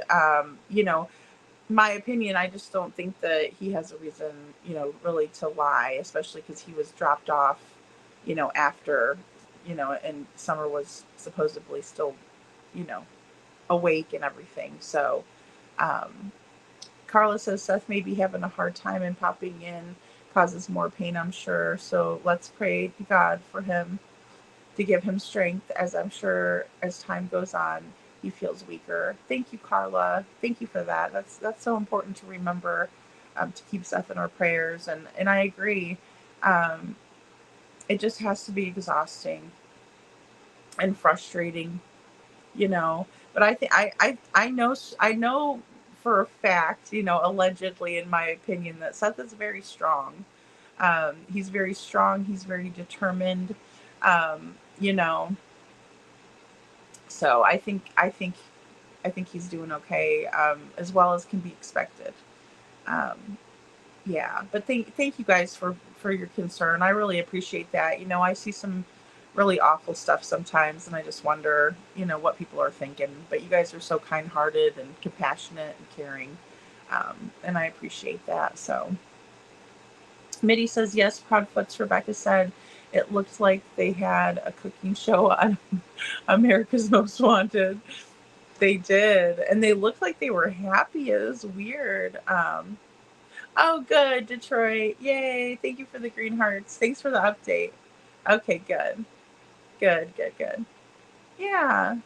It's important to make sure that we look out, for our friends on here for sure. And Carla says Detroit pink sweater is very weird and I didn't get that connection, but she definitely gives Yellow Coat a sign. I think so. I think that was clear in Hindsight's video. Yeah, absolutely. Because I really, again, I didn't think anything of the pink sweater lady. I thought, she's a customer, you know. But then what did she get? Well, what did she buy? So many people in there, and then Green Hoodie comes in, and she just uses the bathroom and leaves.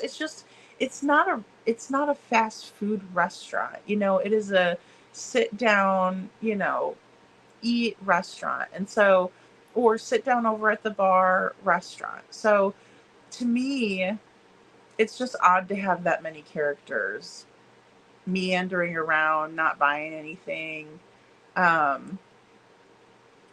It's weird, in my opinion.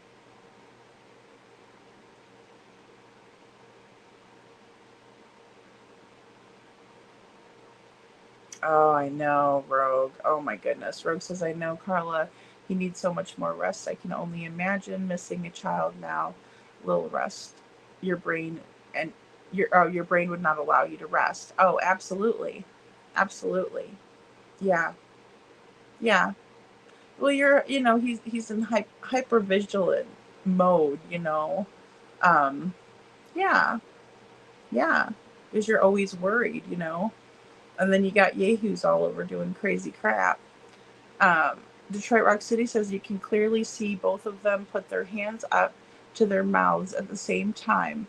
They're talking to each other, in my opinion. Yeah, yeah, absolutely, Detroit. Yeah, it's like you could see it clearly. Hey, Vic, good to see you. And Jen says, just how many people are in on this? Poor Sebastian. I don't believe this insanity. Well, and that's the question, Jen, because I've always kind of said that, like, in my brain, for the theory that I am most comfortable with, or the one that I think is the most probable to work, then there would have to be more than just Chris and Katie involved.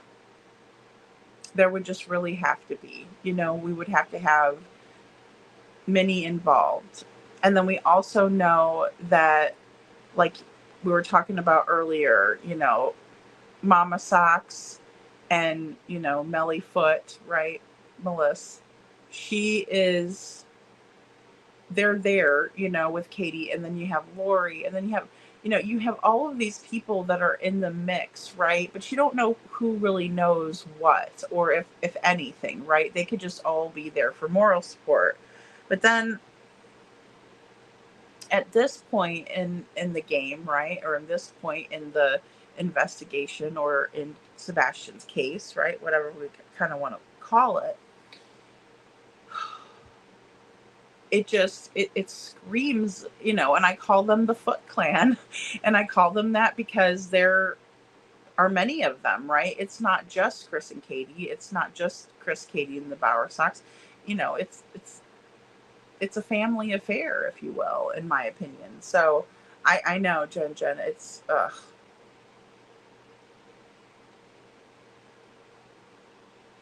Mm-hmm. Yeah, I do too, Carla. Rogue says, I don't know how one can get any rest until your body and brain just crashes from exhaustion.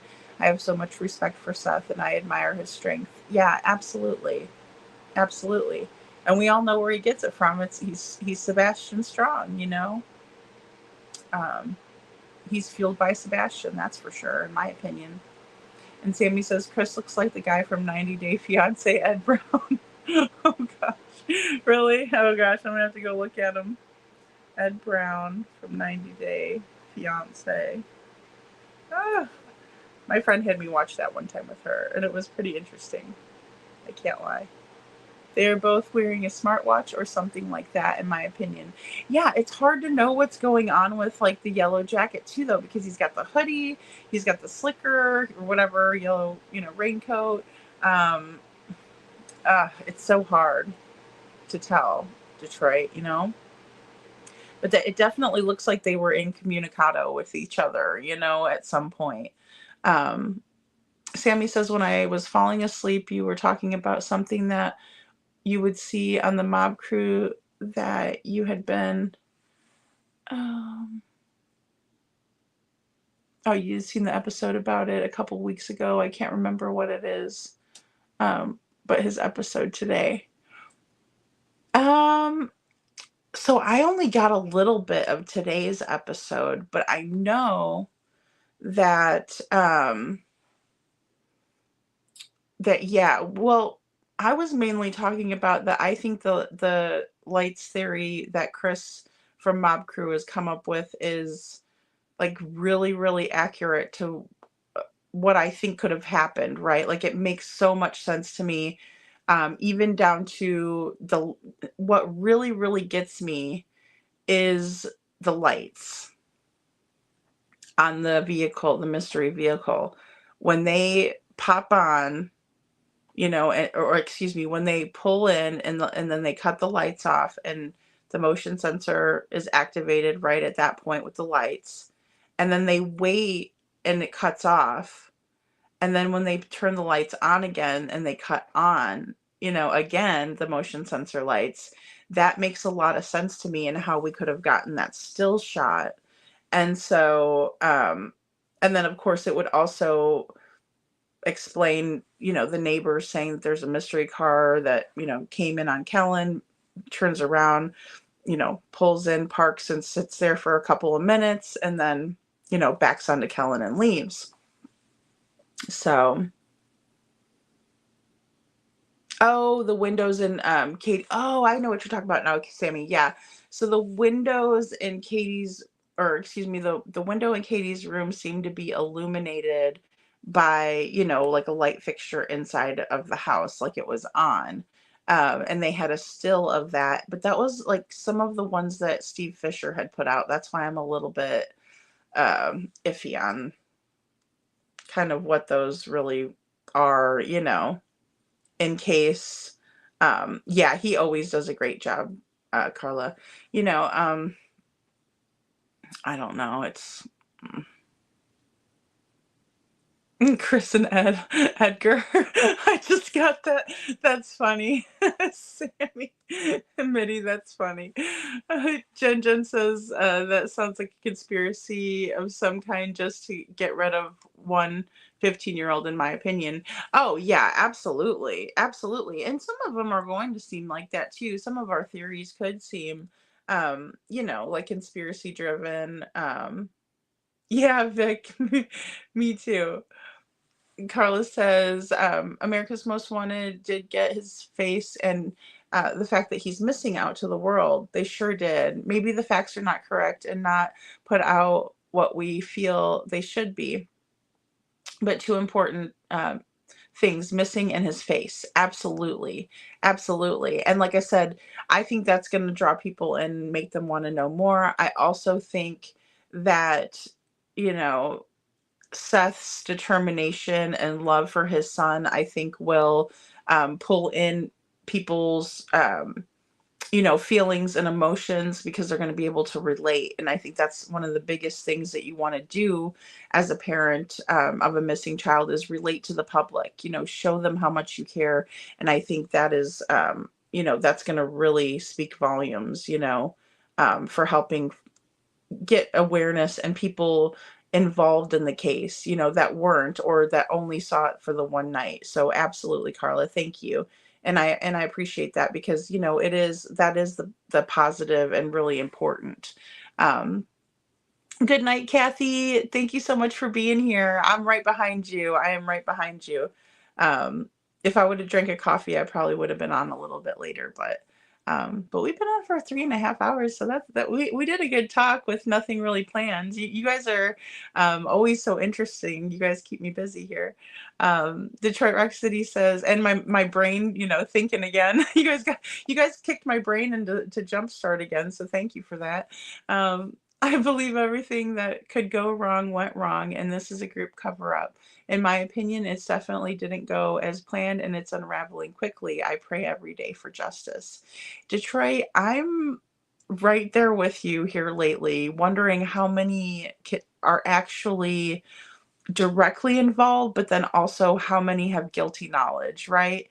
That is something I've been really wondering about. How many are really involved? Could there be a cover up, right? And especially because sometimes even like just a little bit of guilty knowledge could be a motive to help facilitate a cover up, right? So, yeah, I agree. Yeah, sweet dreams, Kathy. Aw. Yeah, good night, Mitty. Good night. Yes, I'm gonna be getting to sleep too. I am getting so sleep. I've been so sleepy today. That's why I can't read your guys' comments. I've been popping people's comments up on the board.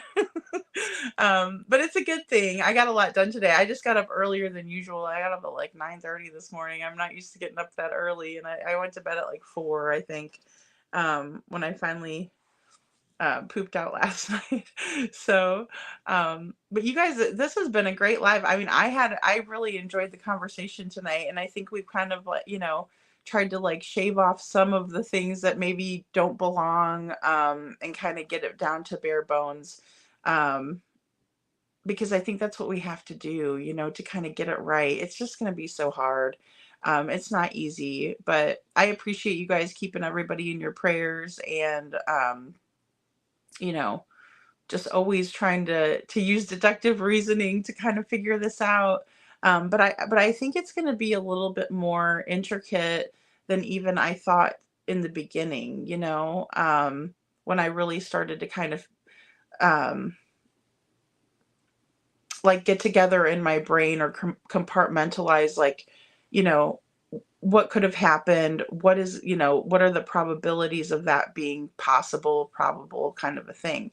And yeah, I think it's even more intricate than I originally thought. And we'll just have to see. But I think law enforcement has definite evidence that they're not sharing. So there's always that. But again, thank you all so much for being here. Thank you, thank you, thank you. I love you guys all so much. If you need a laugh, go over and watch my Kung Fu video. It's really funny. Chuck Norris and Bruce Lee, and, just laugh a little bit, and take care. I know it's frustrating. And I think that the more pressure that builds over time, the more that's going to come to light too. I really think that's true. So I hope for that. And as Seth would say, hashtag keep the faith, right? All right, guys, I love you all so much. You all have a wonderful night, and stay Sebastian strong.